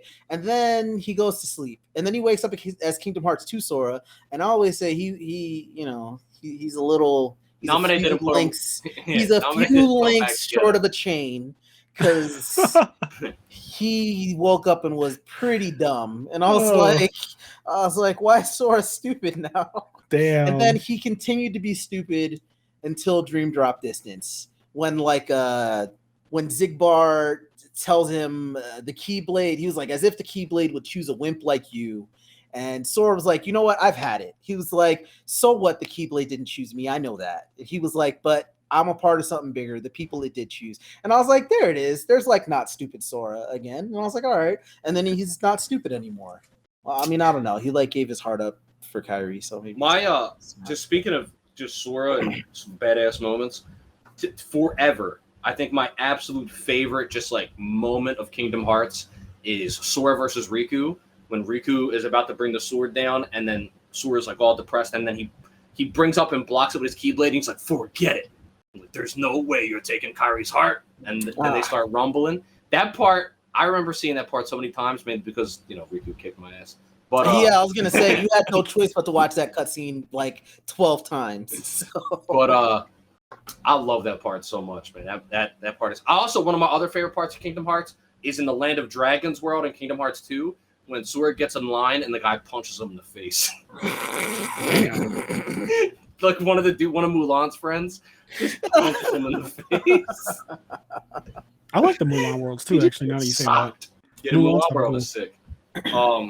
Oh man. Also Aladdin. The Aladdin worlds are so good. I don't like it in Kingdom Hearts 1. I wasn't really, I think it's just that, like, actual, like, Agrabah itself just kind of was like, for me. Kingdom Hearts 2 was great. And then I'm trying to remember in Kingdom Hearts 1, though. Kingdom Hearts 3. It was pretty much relatively small. Yeah. The Cave of Wonders was cool, though. The Cave of Wonders was cool. I like that. Was the only thing that saved it in that game. And did you say what your favorite world was overall? Overall? Ooh, I don't know about if you have one. Or was one of your favorites? I don't know if I have one overall. I know, like, Kingdom Hearts 1, my favorite world is probably Deep Jungle. Deep Jungle's a good world, aside from the vine swinging. Kingdom Hearts 2... you just reminded me of Pride Rock, by the way. It's Hollow Bastion. I hate Pride Rock in Kingdom Hearts 2. That's when you are a lion, right? Like, you're actually if it weren't so... I would like it if you didn't have to go back. If you didn't have to go back. Oh my god. I hate the fighting in that world. It's just not, I don't know. It's not intuitive. It's not intuitive. It just doesn't feel right. It feels like you're underwater fighting. Kingdom Hearts 3 might be Toy Box. Might also be Pirates of the Caribbean. It's between those two. I was gonna say the caveat for Toy Box is I hate the Gundams. Like I just don't want to be in the Gundams all day. Yeah. Like everything aside from the fact that you got to fight in the Gundams a bunch. But Big Hero 6, I like that world only because you can fly in that world. Like when it's just empty though. It feels empty. Yeah, so that's the thing. The only thing about me playing Kingdom Hearts 3 is that I remember, and it only took 2 days, but as I was playing the game, I remember saying to myself, I cannot wait to get Glide. And you get Glide like around that part. And so flying around that big ass city was really cool. But then, like you said, it's really not like it's not really a world. It's just a city. Yeah. And it's like it's got the opposite problem that Arendelle from Frozen ends up having. Whereas like Arendelle's a hallway the entire time. Yeah, it is. And actually. it's not a bad hallway. No, it's a like, beautiful hallway. It's Great a hallway gowns, that you gotta gowns. like stop.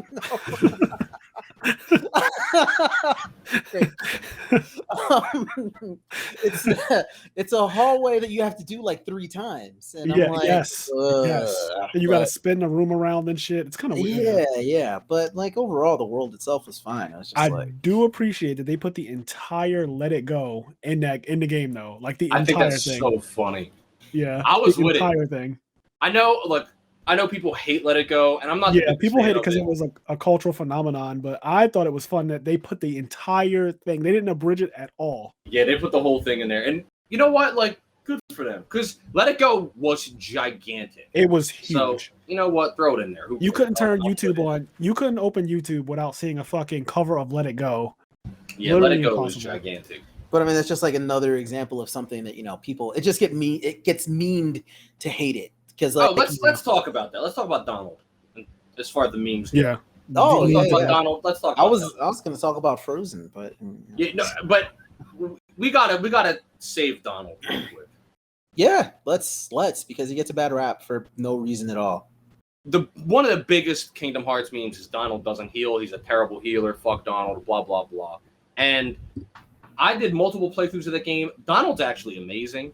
He hooks you, and especially in Kingdom Hearts 1. Me and Ant always talk about this, how your team really unlike pretty much every other Kingdom Hearts game, KH1 does the best, where your team really does feel like a team. Because Goofy gets like MP gifts, for example, and Goofy will be MP gifting you or Donald. So Donald will be curing you guys. You're obviously the main DPS. Your team plays together really well. And if you go in and you mess with your settings, tweak your settings for your party members to the way you like it, they play really well. I have video evidence. I have a whole stream of multiple Kingdom Hearts games where Donald saves my fucking life on multiple occasions. Where I was like, "Oh my god, I'm dead," and then all of a sudden, Donald's like, "Sora!" and then I'm like, "Holy shit!" and I end up winning the fight. Donald pulls the fuck through, man. You're just bad at the game. Like that's just say what it is. Just say that you're bad at the game. Like it's not Donald. It's you. Like, no way. He's just a terrible healer. He's a terrible healer, and I don't know. It's like when people say, "I pressed that button." I swear to God, I pressed that button. I love those people. I love those. Like you didn't press the button. It's it's binary. It's did you press the button or did you not press the button? The game didn't just like take the button away from those you. Are the best people to play in fighting games too. I swear I pressed that button. I blocked. I was blocking. Nah, I blocked that. Blocking. I just lost because I had something in my pocket. You cheating. If I didn't have something in my pocket, I would have won. That's right. Yeah. If my window wasn't open, I would have won. My window wasn't open. This is one of the best. My fucking dog in my leg.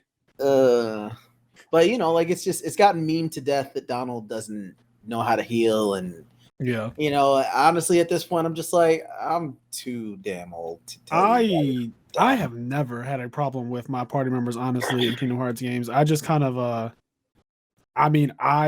I know how to play the main character, so like I really don't. Yeah, they're kind of extras. After Kingdom Hearts 1, it doesn't matter what Donald and Goofy do because Sora is so OP. That's what I was thinking. Like he's so broke. Like you can really cheese the games, dude. When he starts flipping, when in Kingdom Hearts 2, when he was like flipping around and there was like light rings coming out of his keyblade, I was like, this kid's like. And then like when I saw the trailer for Kingdom Hearts 3, I was like, oh, he's a part of the Green Lantern Corps. Yes. He's not fair. Yo, that's the best way to describe him in 3. Literally Green Lantern. Like he's making rides and shit. I'm like, you're making literal constructs out of light, my guy, with a fucking key. He's not okay. I know on forums and shit back in those forum argument days, I love Link. Like Ant, two of my favorite franchises in the world are Zelda and Kingdom Hearts. I grew up with Link first. I'm huge bias toward Link.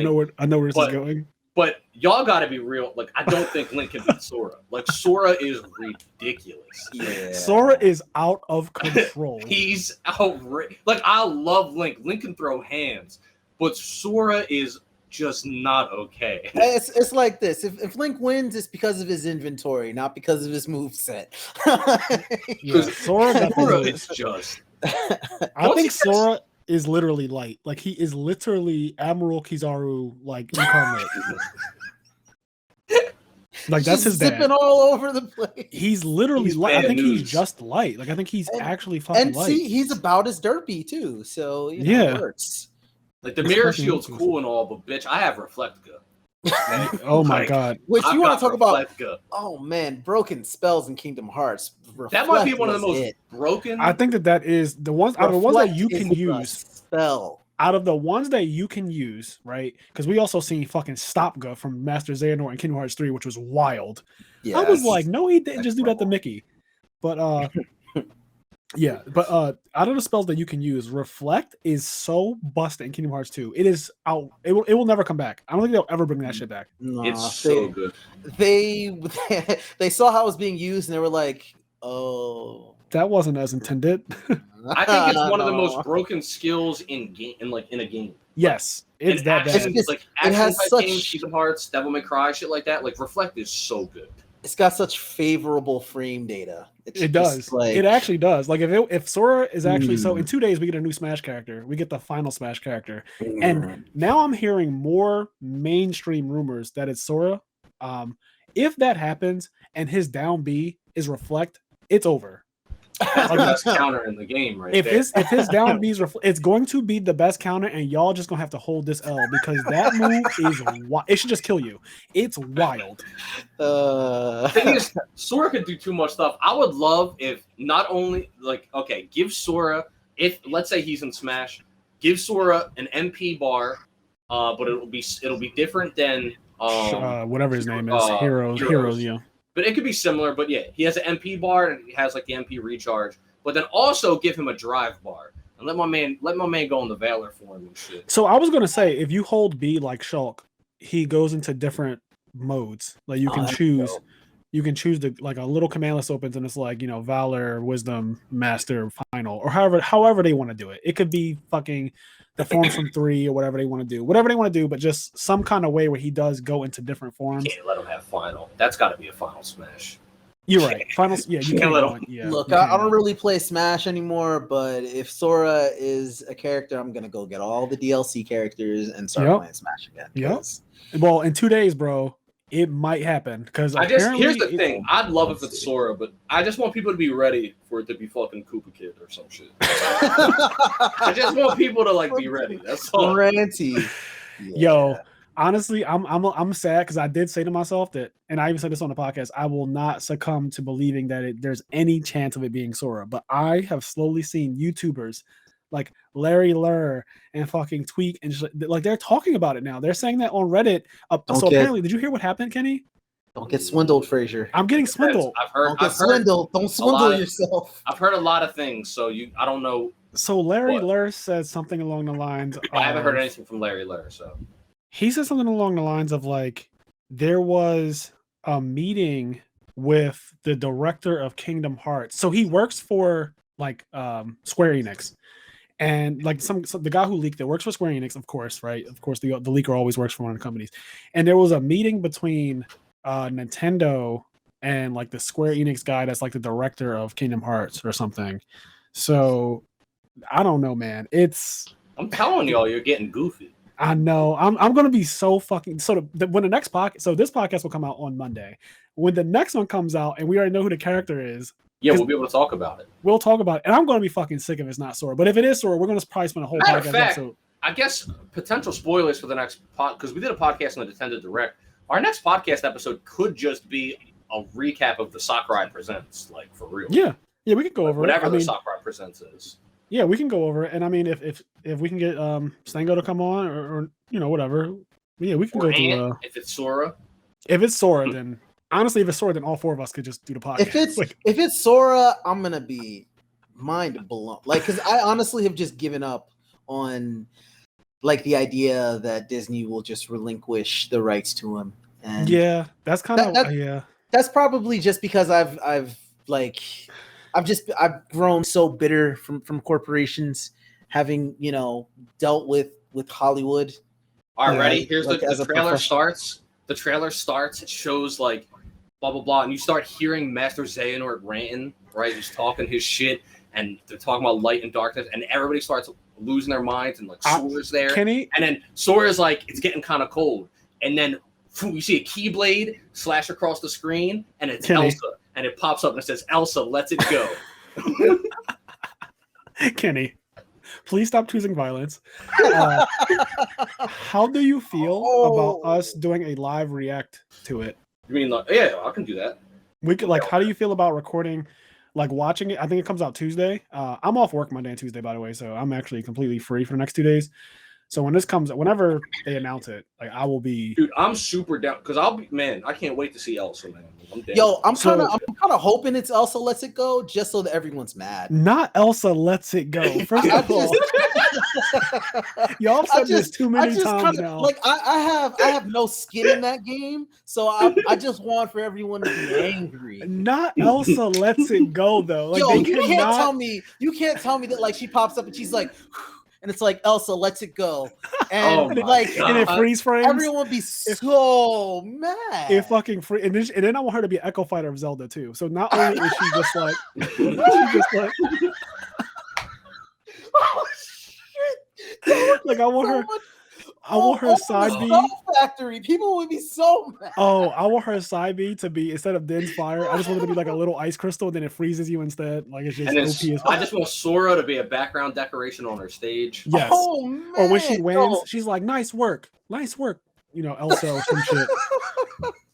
I know. Elsa's final smash, like Sora comes out and goes final form just to get everybody hyped. That is wild, because then people have to play with Final Smashes. Yo, but an Echo Fighter of Zelda would be so disrespectful. They'd be like, bro, I'm paying $5 for this? That'd be man. That's why y'all can't let me make video games. I'm just trying to like make people mad. Like, you want to talk about violence though? There will be actual violence. That'd be so good. I would laugh at everyone that held out for hope. I'm like, this is what happens. Well, unfortunately, I've gotten roped in. I was so adamant on not buying into the Sora hype, but now that we're fucking doing a Kingdom Hearts podcast, I hope it's Sora, but I'm not going to let.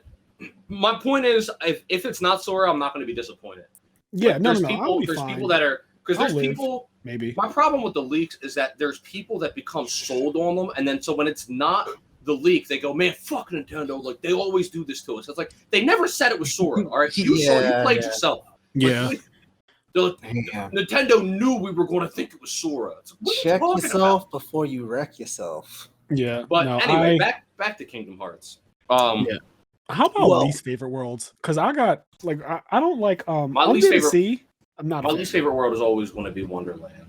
It's that bad. I haven't played Kingdom Hearts 1 in a long time. You guys have played it recently. I mean, it almost made me stop playing the franchise. Damn. Wonderland's really boring. Like, I don't like it. It's just also not a well-designed world. It's weird. Like, I don't want to call myself like a game designer because I've never designed a game, but I do DM. I do have an arts and crafts degree, though. I also feel like what you do has to be somewhat in the realm, though. You create things. Yeah. Like I understand like the process for it. I've never developed the game, but I do. Like, you're closer to it. You're closer to it than most human beings are who are not actually game developers. You know what I mean? I guess that's fair.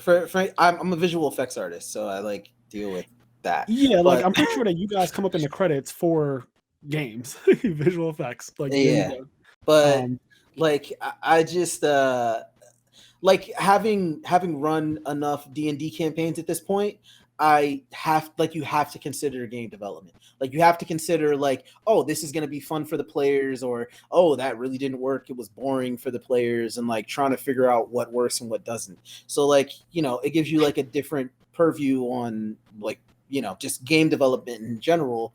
Whereas like now I'll like watch or play a game and have like an appreciation for something I never noticed before. Yeah.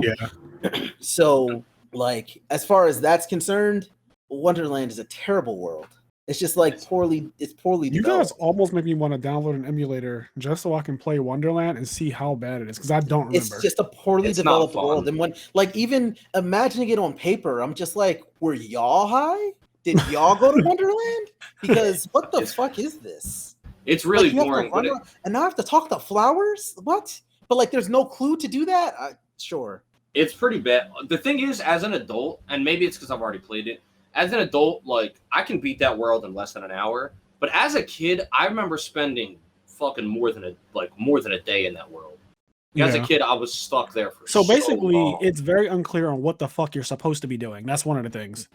Yeah, it's not laid out well. It's also just really confusing and maze-like, which is fine, but I'm fine with being lost in a game, but that world isn't fun or interesting either. So if they want to make it esoteric and weird and confusing and you get lost in it, do it in a world that's interesting. Like, I don't give a fuck about Alice in Wonderland. Like, it's not an interesting world. Yeah.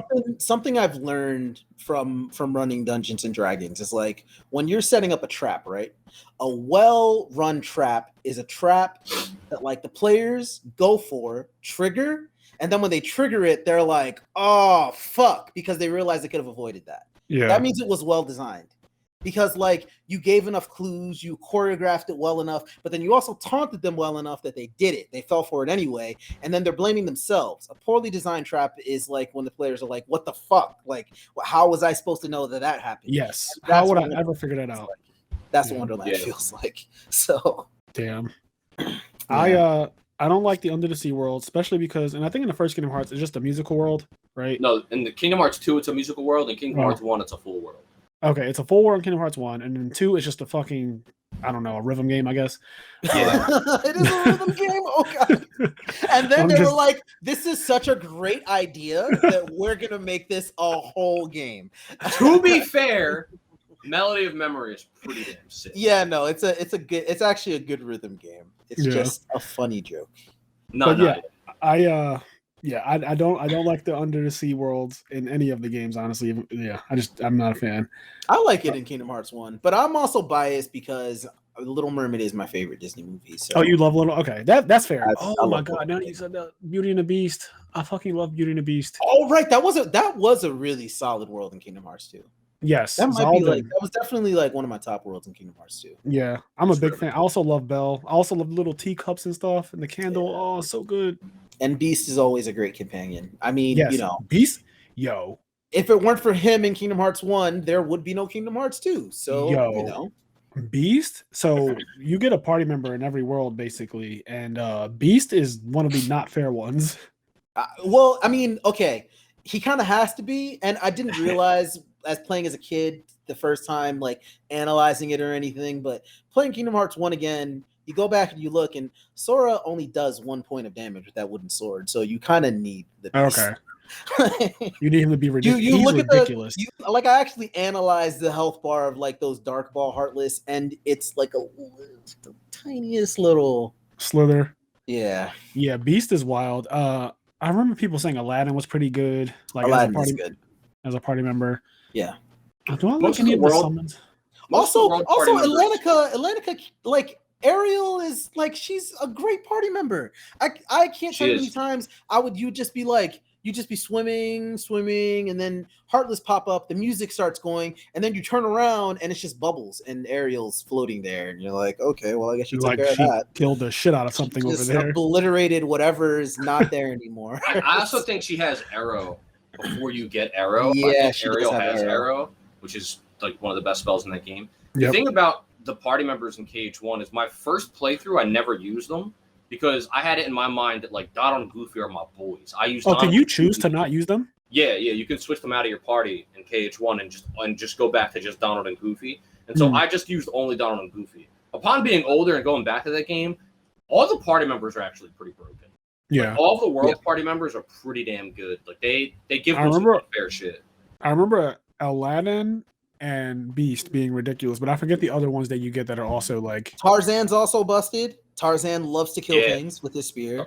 And he's got Cure before you have Cure. Oh, yeah. What else? And Kingdom Hearts 1? Yeah. Because he's not in KH2 because the rights holders of Tarzan made it so that Tarzan couldn't be represented in the games anymore. It's a big story, but basically, like in Chain of Memories, for example, which is a rehash of KH1, it doesn't have the Tarzan world, and one of the reasons why is because the people that owned the Tarzan estate basically like revoked access to. That's so corny. Tarzan. I hate that. So that brings me to another question then. Is there any legality reason or something for why there are no Final Fantasy things in Kingdom Hearts 3? Like No. Nomura actually talked about it. He basically said throughout all of the years of Kingdom Hearts, so many characters have been introduced and put into the story and created, and there's so many character stories that are intertwined and blah blah blah. That in writing the script for KH3, he said it was one of the hardest scripts that he had to write for any of the Kingdom Hearts games because he really wanted to do a good job, and he eventually realized that there's no way he'll make everybody happy just because the way people are, blah blah blah. But he basically said that he couldn't really find room for them in the story, like in what Kingdom Hearts 3 became. He just didn't really have room for them. That fucking sucks to me. I'm not a fan of that answer, only because that is what it started as. I agree. That feels, and I'm gonna go out on like I'm gonna take a stab in the dark at this, but just having dealt with enough like bureaucracy, red tape bullshit, and politics and shit like that, I get the sense, like for me playing Kingdom Hearts 3, I got the sense that the development was just kind of all over the place. And I feel like the game feels kind of like, I guess like rickety for lack of a better word, because the development itself was rickety and not particularly the fault of the developers. Probably more so just legalities and red tape and like that's what I'm getting like that. Yeah. Because that's why I asked that question. The main thing that really like kind of tipped me off to that was the music, right? The music for Kingdom Hearts 3, I do like it and I think that it's great. However, how many original tracks get introduced in Kingdom Hearts 3? Not many. Most of it is like remixes, right? Exactly. Yeah. And that felt weird to me because like all of the other Kingdom Hearts games like introduce like new music that is now like a part of like this, especially too Tension Rising and all that shit. Yeah, exactly. So there's a lot of new music in Kingdom Hearts 2, my devil's advocate argument to that is I felt that in KH3 it not having a lot of original music made sense because KH3 is supposed to be sort of the wrap up, the closing, the celebration of the saga, and it bringing back a lot of the old songs from all these previous Kingdom Hearts games and remixing them felt like a way to sort of tie the bow on all the previous games. And I would agree with that if it were just the music, but there were like enough like other little clues that like it just. I do agree with that. It felt like off to me. Like the game was a good game to play, and I think that it was like well developed, especially given its like developmental history. But like just something about it felt off. And I think that offness agree with you. Like I can almost guarantee because like I have to deal with this all the time at work. Just like something is, or like you ever watching something, you're like, oh man, those effects are bad, or oh man, I can't believe that they let that be in this movie. Like 90%, no, 98% of the time, it's not the people doing the work, it's the people that are. Dude, I would say 99% of the time. Yeah, it's always the budget and the schedule. Yeah, and that's probably honestly what Kingdom Hearts 3 suffers from, is that it had such a weird developmental process.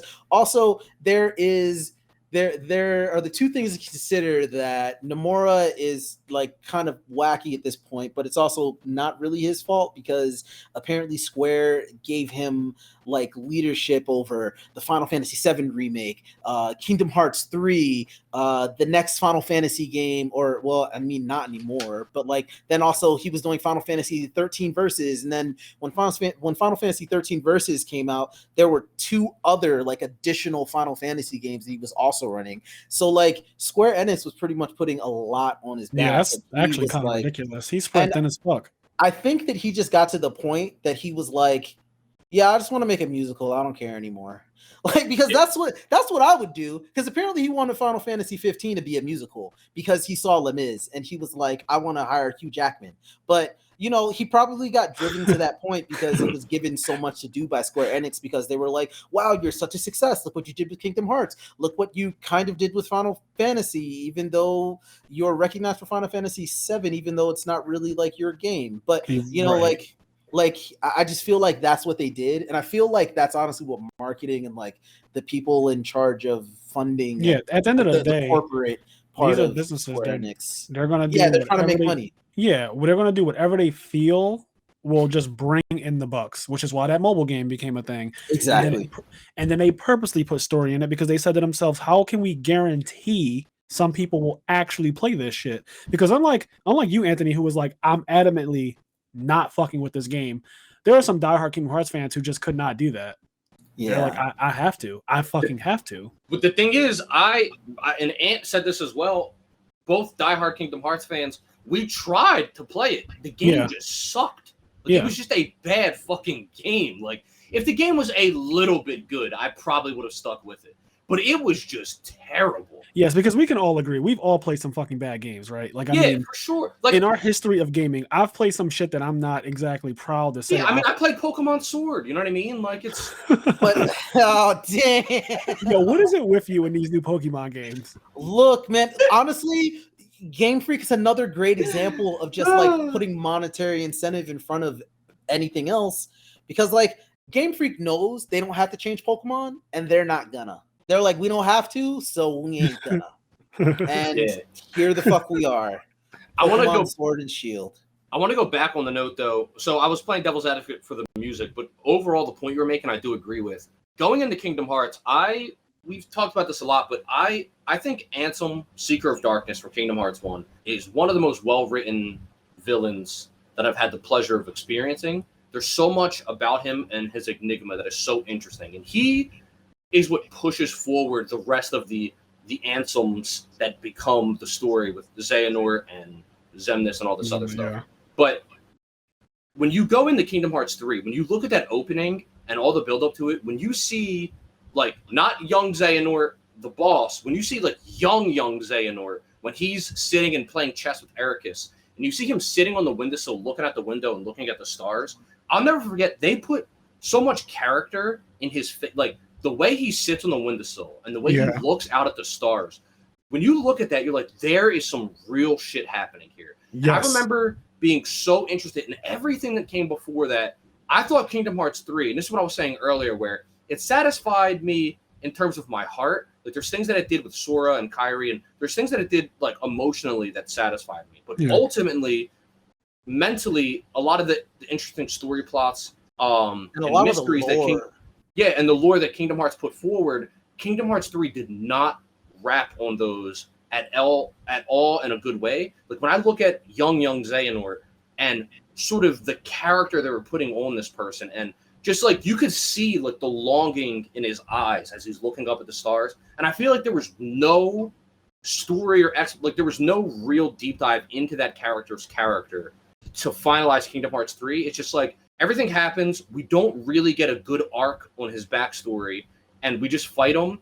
And then he just like hugs his best friend that's dead. And then like, you're right about that. Like, I don't know anything about him really. Yeah. And like, they put so much building into it.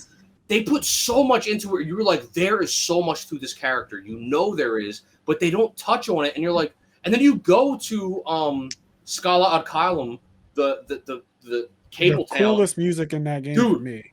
You go there, that town is beautiful. I thought I was going to get like some backstory, all of this stuff, and then instead I just get my final fight, and I don't really get any good closure or information or story on the villain of a 10-year franchise. Like, but see, that's what I mean, though. That's why it feels weird. And you know when else I felt that? When I played Final Fantasy 15. As bad of a rap as that game gets, like specifically there's like a part where you pick up a book and it's like the cosmology of like the world that they live in, and I'm like, okay, so let me get this right.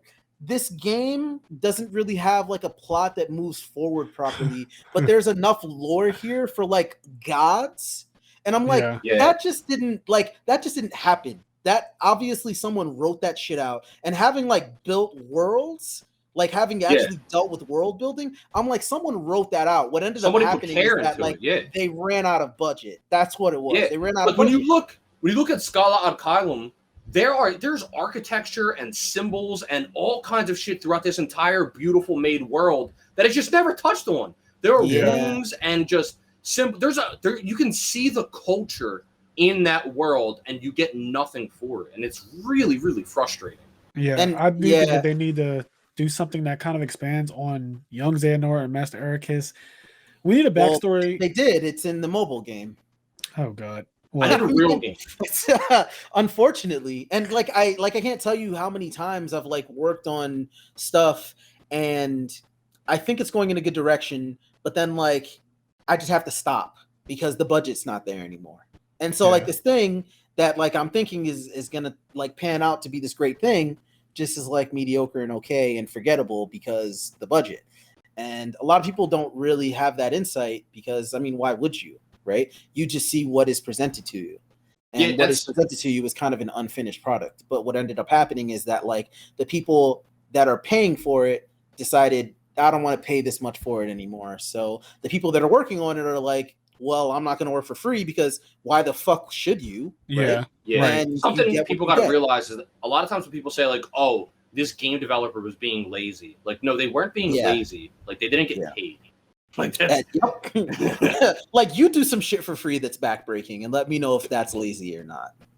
But yeah, that's even having to understand that that's the entire process in the first place. So my like great suspicion is that Kingdom Hearts 3's development ran into like those walls where it was either probably budget or time or whatever, but somebody in like pre-production did a lot of their work in like creating this lore and being like, here's what this story is and here's what you're going to find out when you get to this part, and they planned it out, but then production didn't go the way that it was planned to go, and then they're like, well shit, we got all this stuff for Scala ad Kylum, it looks really fleshed out when it's presented and you're like, wow, there must be a lot here, but then there's not because they didn't have the time to develop it. So you end up that world feels undone.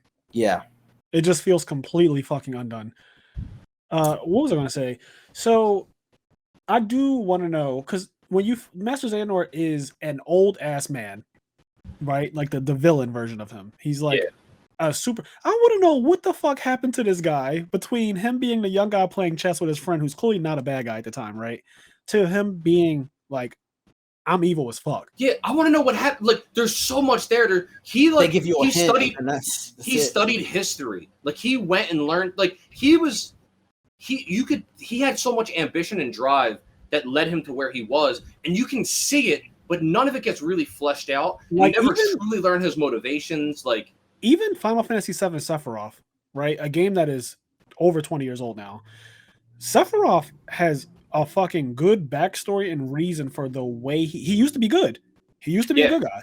Sephiroth was on the good side, and then he went and started reading and researching and doing his history, and he found out in Nibelheim, in the fucking basement of that mansion, what actually happened to Genova, who he really is. He's an ancient.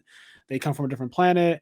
They were experimenting on. They were used for their genes and all types of shit. And he realized the horrible things that, humans do, and it made him fucking lose it. Especially when he realized, oh, it's my mom. Like, so obviously that made him go insane, and he became a bad guy. There's a story there. Like, there's a reason why this guy who used to be a good guy snapped.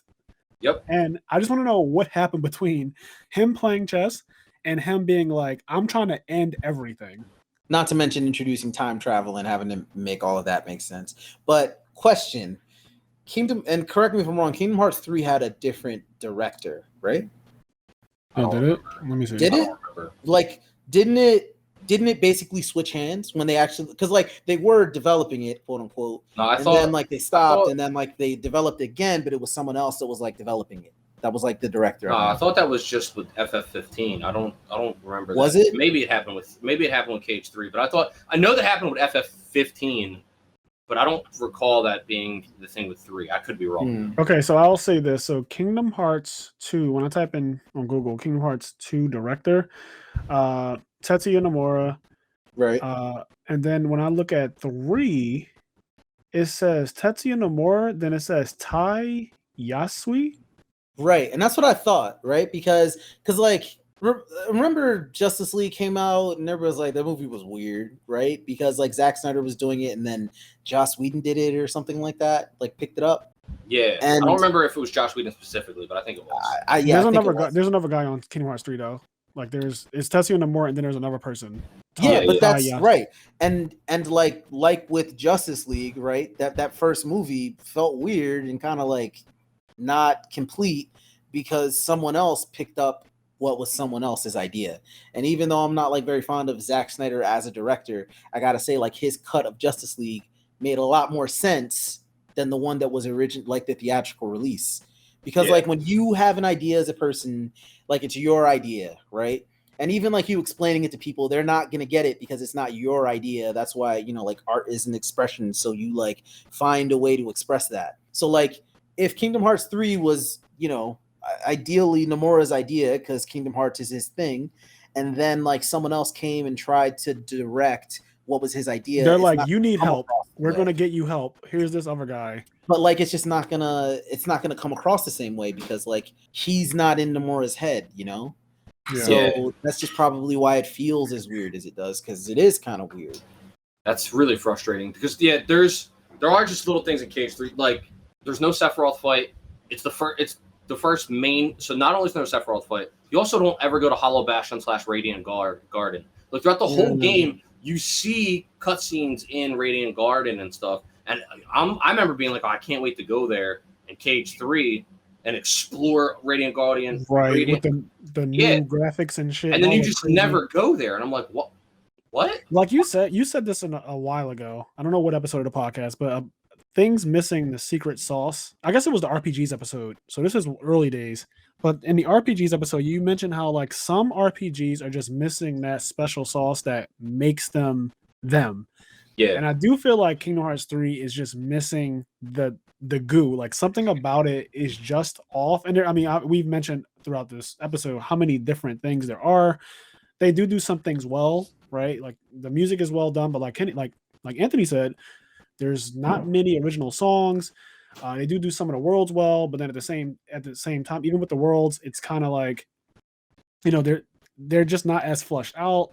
Like Scala, for example, there's no Hollow Bastion. There's just things missing. The Colosseum, there's no tournament arc or anything like that in the game. Yeah, it's just kind of like it doesn't feel like coherent to the rest of the game because like there's no Kingdom Final Hearts 1 Fantasy. and Kingdom Hearts 2 feel coherent next to each other. Yes, and all the rest of them feel coherent next to each other. They feel like natural sequels.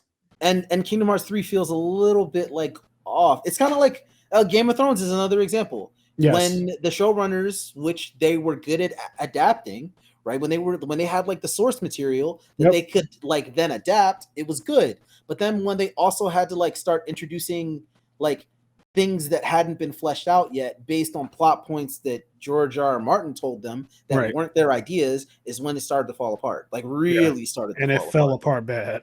Yeah, it fell apart real bad. Yeah. But yeah, I mean, we unfortunately, you know, I just want to clarify. I love Kingdom Hearts. Yes, we do. All three of us. We did spend a bit of time shitting on Cage 3, but Cage 3 overall, I still think is a really fun game. Well, it's critique. It's critique on, you know. Yeah, there's a lot in 3 that unfortunately let me down as a fan of Kingdom Hearts for as long as I've been. And these aren't even hot takes. I've seen when I finished Kingdom Hearts 3, I was genuinely scared to voice it at first. I'm not gonna lie, because just the way the internet is. At first, I was like, I feel like that game wasn't what I thought it was going to be. And I didn't say anything. I didn't say anything. I kind of kept it to myself. I wanted to see what the internet was giving before I voiced that opinion, because I was like, I don't want them to be dragging me like, did you really play the game? Did you know how people get? Yeah. So I was kind of like, all right, I'm just going to like see what the consensus, because I also ended it in 2 days, right? Like I took off of work and I literally beat the game in fucking what? Yeah, in 48. Mind you, Anthony, ask Gary. Gary left for work, and when he came back home, I was in the exact same spot in the living room playing the game. I can't say anything. We ate Hot Pockets and fruit gummies. We beat it. I want to say we beat it in 3 days. So in 48 hours, I spent, I want to say 42 playing it, and my body definitely felt like I was about to die. I remember my heart feeling a certain way, and I was kind of scared about that. But did you give into the darkness?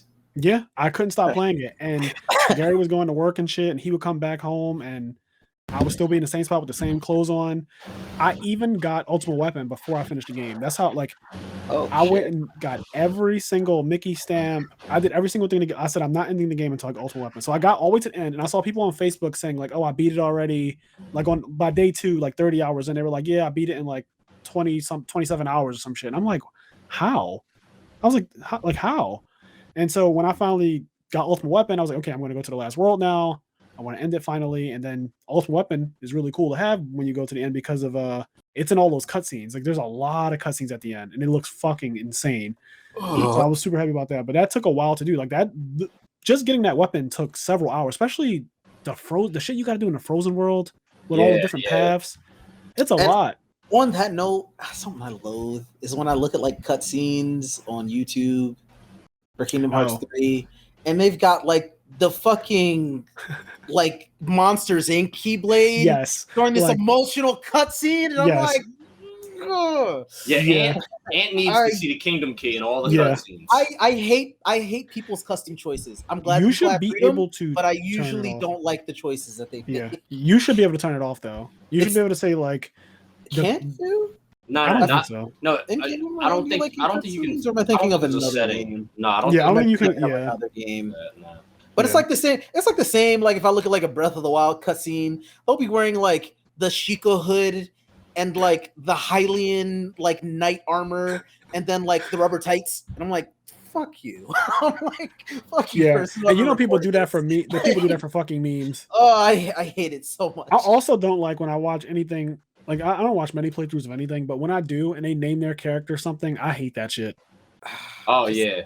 I'm like, why the fuck did you name him Bill? Don't upload it to YouTube if you've got like if you're doing a Let's Play on your channel, whatever. But if you're trying to re-upload the cutscenes, like what are you doing? Yo, you can't have Link pulling the Master Sword out of the pedestal with the fucking rubber helm on. Like he looks like a fucking goof. Yeah, he's the knight that seals the darkness in this fucking. Actually, no, it's pretty great. I concede my own argument. It's people are tripping. People are ripping. Damn though, but yeah, no. Kingdom Hearts is sick. So Fraser, you didn't play any of the handheld games or anything like that? No, I really wanted to play Dream Drop Distance, and did that get recreated as well? Like, did that get ported somewhere? You can play all of them on PS4. Like, the only ones you can't play on one disc. Yeah, on PS4, there's a full collection. The only ones that aren't playable are the DS one, 358 over 2 days, and another DS one called Recoded. Which isn't originally a DS one, but it doesn't. Which Recoded, you're not really missing anything. But 358 over 2 days, you are missing something, and it's kind of sad that you don't get that. None of us can really play that game again, especially because it had this versus mode where you could be any of the organization members. But luckily, through the world of emulation. Wait, what do you guys mean you can't play it anymore? Well, it wasn't like remade or anything. Yeah, you can play it on the. You can only play it on the, and it's not even the 3DS. It's just the DS. No, it's OG DS. Damn. Yeah. But you can play as any of the 13 organization members. You can play as Sora, Donald, Goofy, Mickey. Who else? Yeah, on the multiplayer mode, like you could literally pick any character you want. Any member of the Organization 13. You could be Riku. You could be Donald. You could be Riku. You could be Shion. You could be Mickey. They were all playable characters, and there was a mission. And they all had their own move sets. Yeah, they all had their own move set. They had their own weapons, and there was a mission mode where you and a friend could play every single mission in the game together. And then there was another thing where you and your friend could fight each other. Where's the Kingdom Hearts fighting game at? Like, where is the standalone? That was it. That was it. It was that. But it was that. That was the game.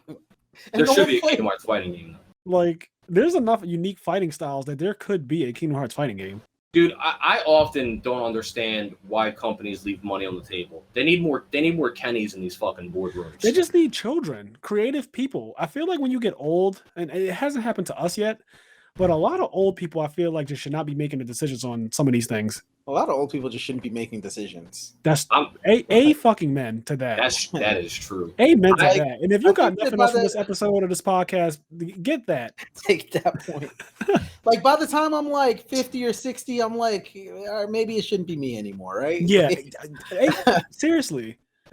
Because honestly, like, I love Nintendo games, right? Just for the most part, I love Nintendo games, and I love Nintendo, like what Nintendo produces. I think they're a great developer, but there's there's the side of Nintendo that I love that makes the games that I love, and then there's the dark side of Nintendo, also known as the marketing sector of Nintendo that wants to make money, and I hate them.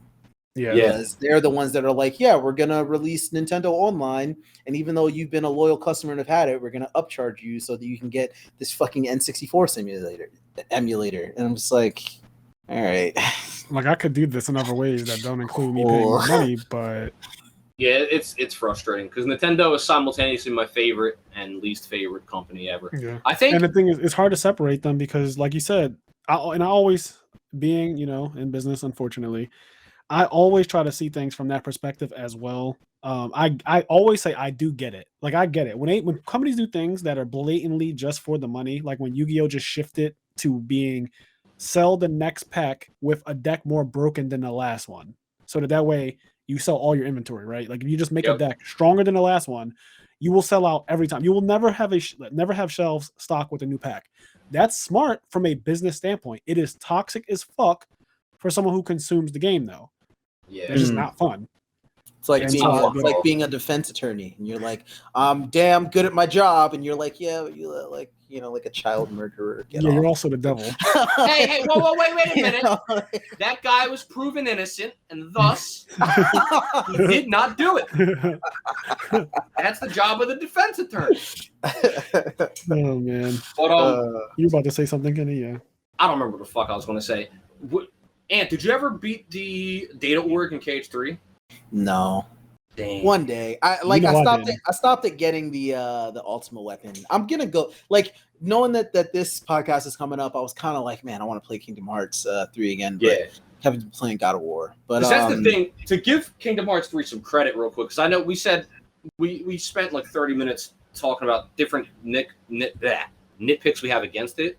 But gameplay-wise, I do like it a lot. Like, I had a lot of fun playing it, and when the update came out for the data org, I spent so much time on them. There was when I was streaming them, I had it on the hardest difficulty, critical mode, and I was yelling, fucking hitting my webcam, being like, my face was red. People were like, "Yo, dude, you should take a break. Like, if the game's making you angry, like, you should take a break." And I was like, "What are you guys talking about? I'm having like a lot of fun. This is amazing." And they were like, "You're having a heart attack." I was like, "No, but this is the most fun I've ever had." The data org is incredibly fun in that game. They're really hard. I can attest to that because, as I mentioned before, I tried to play it on Gary's file, and I thought I believe it was young Xehanort or young Zemnis or one of them. I think you also said you tried Riku. I did. It was hard. All of it was hard. Every boss I fought was fucking ridiculous. They killed me in one hit, and I don't know. I was like, "Oh my god!" I was like, "This isn't even fun for me right now." Yeah. I said, "This is actually." Now, granted, I hadn't played. So when I tried to just grab the controller and play, I hadn't played Kingdom Hearts 3 since it came out, basically. Yeah, it was a month later. So my fingers were like kinda dumb, and I was saying to myself, I said to Gary, I'm gonna be honest, because he said, "Well, maybe do you want to start a file and like go through it and then get up to them?" And I said, "I'm gonna be honest with you, I don't know if that is going to really help because they're that hard." I was like, I'm not one of those people that says, "Oh, I'm rusty," and like that's my excuse for why I suck at this particular thing. Like sometimes you just know your limits. Like this might be too much for me. Like granted, yes, if I sat there for hours, I would obviously learn to beat them eventually. But the amount of work I have to do to build all the way up to like building my own Sora, getting them all the way up to level 99 and stuff. Because I told Gary was fighting at like level 45 or something. I said, I'm not that guy. Like I like to, if I'm going to do like the optional bosses outside of Sephiroth, I tend to max myself out. Like I'll level myself all the way to max. And like, I have all my skills and everything. I have my Sora set up the way I want them set up. And I was like, this is your Sora, right? Like you set up your Sora. You chose what, if he favors Gary. I hate the way Gary plays something. Gary chooses some weird shit. That's what I'm saying. So I was like, the way you chose your stuff, like you chose the shield in the beginning. I never will fucking choose the shield, like stuff like that. Like that's just not me. So I want my own Sora to fight the organization and stuff. And but they're very challenging, very fucking challenging. My favorite thing about them is that you have to block. A lot of people that are like just play the game for fun, which is fine because you can play the game however you want. But there's a lot of like spamming dodge roll, and they made it so that you can't just spam dodge roll. Like they will fuck you up if you spam dodge roll. But no, they're really fun. I like them a lot. They're the shit. Also, side note, just as another note, in terms of the lore and all the story and stuff that I love about Kingdom Hearts, there's so much interesting story and intrigue around Naminé, and I just still can't believe I still haven't gotten any real answers. Bro, after I like still playing... don't have any Naminé answers. I'm like, what the so, fuck? Fraser, in 358 over 2 days, there's a part of a cutscene in like what's the name of Organization 13 Castle? Whatever it's Castle called. Oblivion? No. They're Stronghold in the world that never was. The castle that never was. Yeah, whatever. In there is a plaque, or there's like a plaque or a book or something, and it is titled "The Truth About Naminé." Damn. I have been looking forward to the contents of that book since. Damn. Never got it. And I'm just like, how do you just like dick tease me like that? Yeah, that's fucked up. That, and you said that came on the DS. You never get that. And like, I get not getting it in that game because it's like, okay, it's a setup. But like, then learning Kingdom Hearts is going to be these sagas.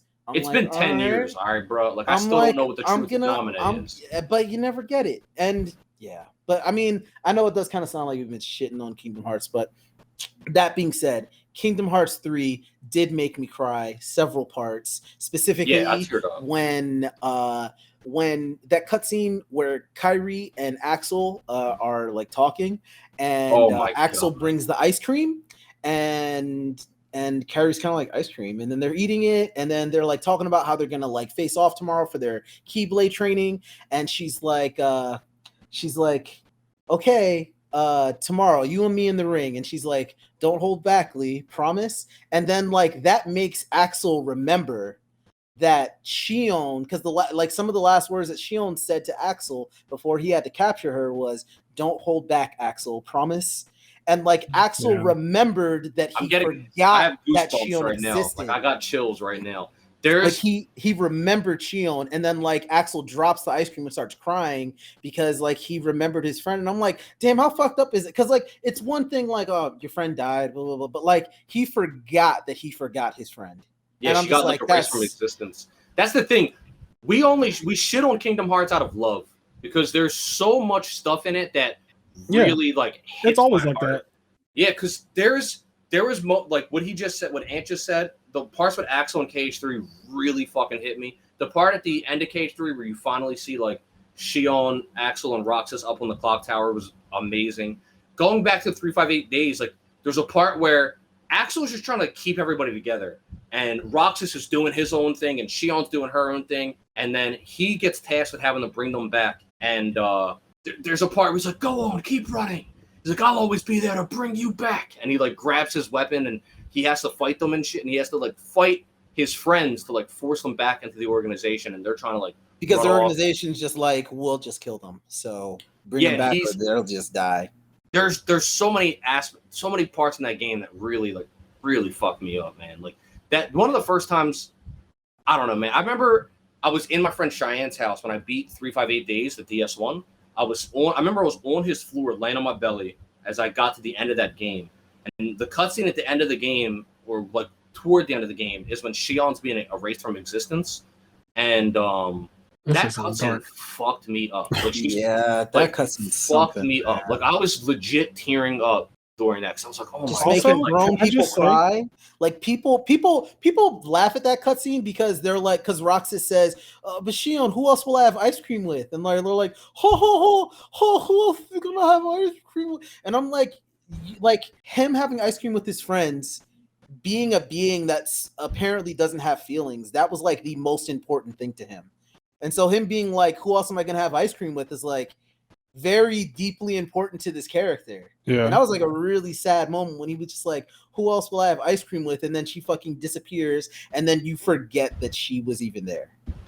So damn, that is actually really emotional. And this is weird. I've never played this game, but Shion's theme on YouTube is a video that I listen to it often on repeat, and Gary can attest to this. I blast it and I blast it fucking the neighbors, everyone can hear it. It is my favorite Kingdom Hearts song that I know. I don't know what the real origin is, but you can hear the sadness in it. Like Shion's theme is so fucking sad, and I love it. Like it literally gets my emotions going. It's one of my favorite videos on YouTube. It's so good. That's how good Kingdom Hearts music is that, and what we were saying earlier, like the motifs that run through the music, all of the music tells the story of Kingdom Hearts. And like you said, you didn't play that game, you didn't really follow Shion's character, but through her music alone, you can get a feeling for her role in the story. Like it's the piano. Whoever's playing that fucking piano, they wanted me to cry. It just makes me think about people who I've lost in real life. Like the song, and now that you've explained it, that's what it was intended to do. Yes. Well, because there's like a saying that you don't truly die until the last person that knew you forgets or until the last person forgets your name. And like that really just like is a testament, especially in Kingdom Hearts, like a world where you can't die, right? Yeah. Like people forgot that Shion existed, and so she like and that's died. fucking worse than dying, honestly. Yeah. Yeah, she ceased to exist, and it's like not only she ceased to exist, like that includes like her memories, like her whole existence, like all the people that knew her, that were friends with her, like they don't remember that she ever existed. So then in Kingdom Hearts 3, Shion was like a part of Kairi. She was like made from Kairi. So when Axel was having these interactions with Kairi, and then she says certain things, and it starts like eating away at his head, like he starts having these flashes, and it starts to pull these memories out of him that have been erased. It feels really emotional because Axel's basically looking at his best friend, who's like essentially hidden within Kairi in a way, and and that's why, like in Shion's theme, I'm pretty sure you can hear Kairi's, just like in the same way that the first time I heard Ventus's theme, and it's mostly comprised of first Dearly Beloved, and also has Roxas's theme in it. You're just like, oh, and like when you recognize that, and then you realize why Roxas looks like Ventus, you're like, oh shit, and that's really good. That's a really good like expression of storytelling. If I remember, doesn't Shion's theme also have Riku's theme in it? Does it? I don't know if it has Riku's theme in it. I can't remember exactly. I feel like I remember Shion's theme having a mix of Riku and Kairi's theme in it for some reason. I could, but also Vanitas' theme has Sora's theme in it. Yes. Because Vanitas, like he was born somewhat of Sora in a way. So there's stuff like that I'm just like, it's such a, I don't know. I feel like people underappreciate the value of music and score, because without it, things that even have a very strong visual sense could just be flat. Yeah, really flat. Yeah. All right. Well, we are approaching 2 hours and 30 minutes, so I am going to end this podcast here. Thank you so much, Anthony, for being a special guest, and we will have to bring you back because clearly we can talk for 4 hours, and this will never stop. I would love to talk. I would love to have some more Kingdom Hearts episodes and talk about more of the specifics. Maybe like instead of a general, we'll specifically talk about KH1 or something. Or KH2. We could definitely do that. I mean, it's a franchise that's run for like damn near. And there's so much to talk about with Kingdom Hearts. Like I feel like we just started to heat up. Yeah. We'll also definitely as we're wrapping up, I just want to say, we mentioned it before. His other biggest favorite franchise is Zelda, and we talked about prior to this episode. Ant was like, "Hey, when you guys do your Zelda podcast episode, like, make sure you invite me on." So we'll definitely have Ann on for the Zelda episode. Yeah, y'all think I know some shit about Kingdom Hearts. Wait till you get to watching the Zelda. We're definitely gonna have you on for Zelda, and probably a couple other things too, because I found your occupation interesting now. So, my arts and crafts degree. I'd like. Did y'all hear the now? Did y'all hear the Yo, now? look, I find your occupation interesting now. I have to be consistent now. I'm getting in a creative space. So like, how I'm going to shit on the creatives if I'm now becoming a creative? Like, we create content now. We can't just fucking shit on him anymore. I wish I had a degree in arts and crafts now. Man. I want to give a quick shout out to our patrons over at Patreon. So we have Connie, Austin, Leon, Quest, Garen, Xavier, Hylian, Sarah, TCG Automotive, and our newest one that we got actually while recording this. Shit. Yes, Silver Chronic. Thank you so much for joining us. Oh, shit. Over here. Do you know who that is? Yeah, Silver Chronic is a long time viewer of my stream, Critical Hit Plus. Oh, okay. Nice. That's a long-time viewer of my stream. Same with a couple other people that were mentioned. But the fact that, I'm just because it was while we're recording, Silver Chronic ended up becoming a patron.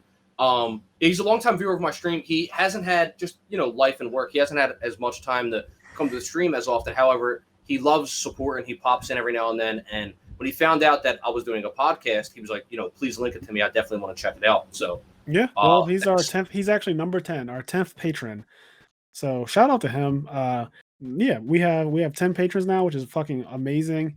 My one friend TCG Automotive, so he was the 9th patron. He has a car rental service, and you can find it on a website called Hire Car. So it's HYRE and then car.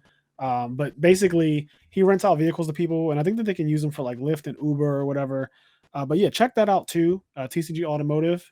That's my friend Ty's business. So yeah, we got people joining our Patreon, and they're in the Discord, and they get this episode was actually chosen by one of our patrons. Yeah. They wanted us to do an episode on Kingdom Hearts, and we were going to do an episode on Endgame, which is just going to be, I guess, the next episode now. If not, I guess it'll probably be whatever this Smash shit is about to happen on Tuesday. If it's Sora, it's just going to be fucking game changing. So we'll see. We may never get to the Endgame, and the pun is intended there. But yeah. But I want to say one more thing. So if you guys want us to read any listener letters out loud on the show, please send them to imnerdpodcast@gmail.com.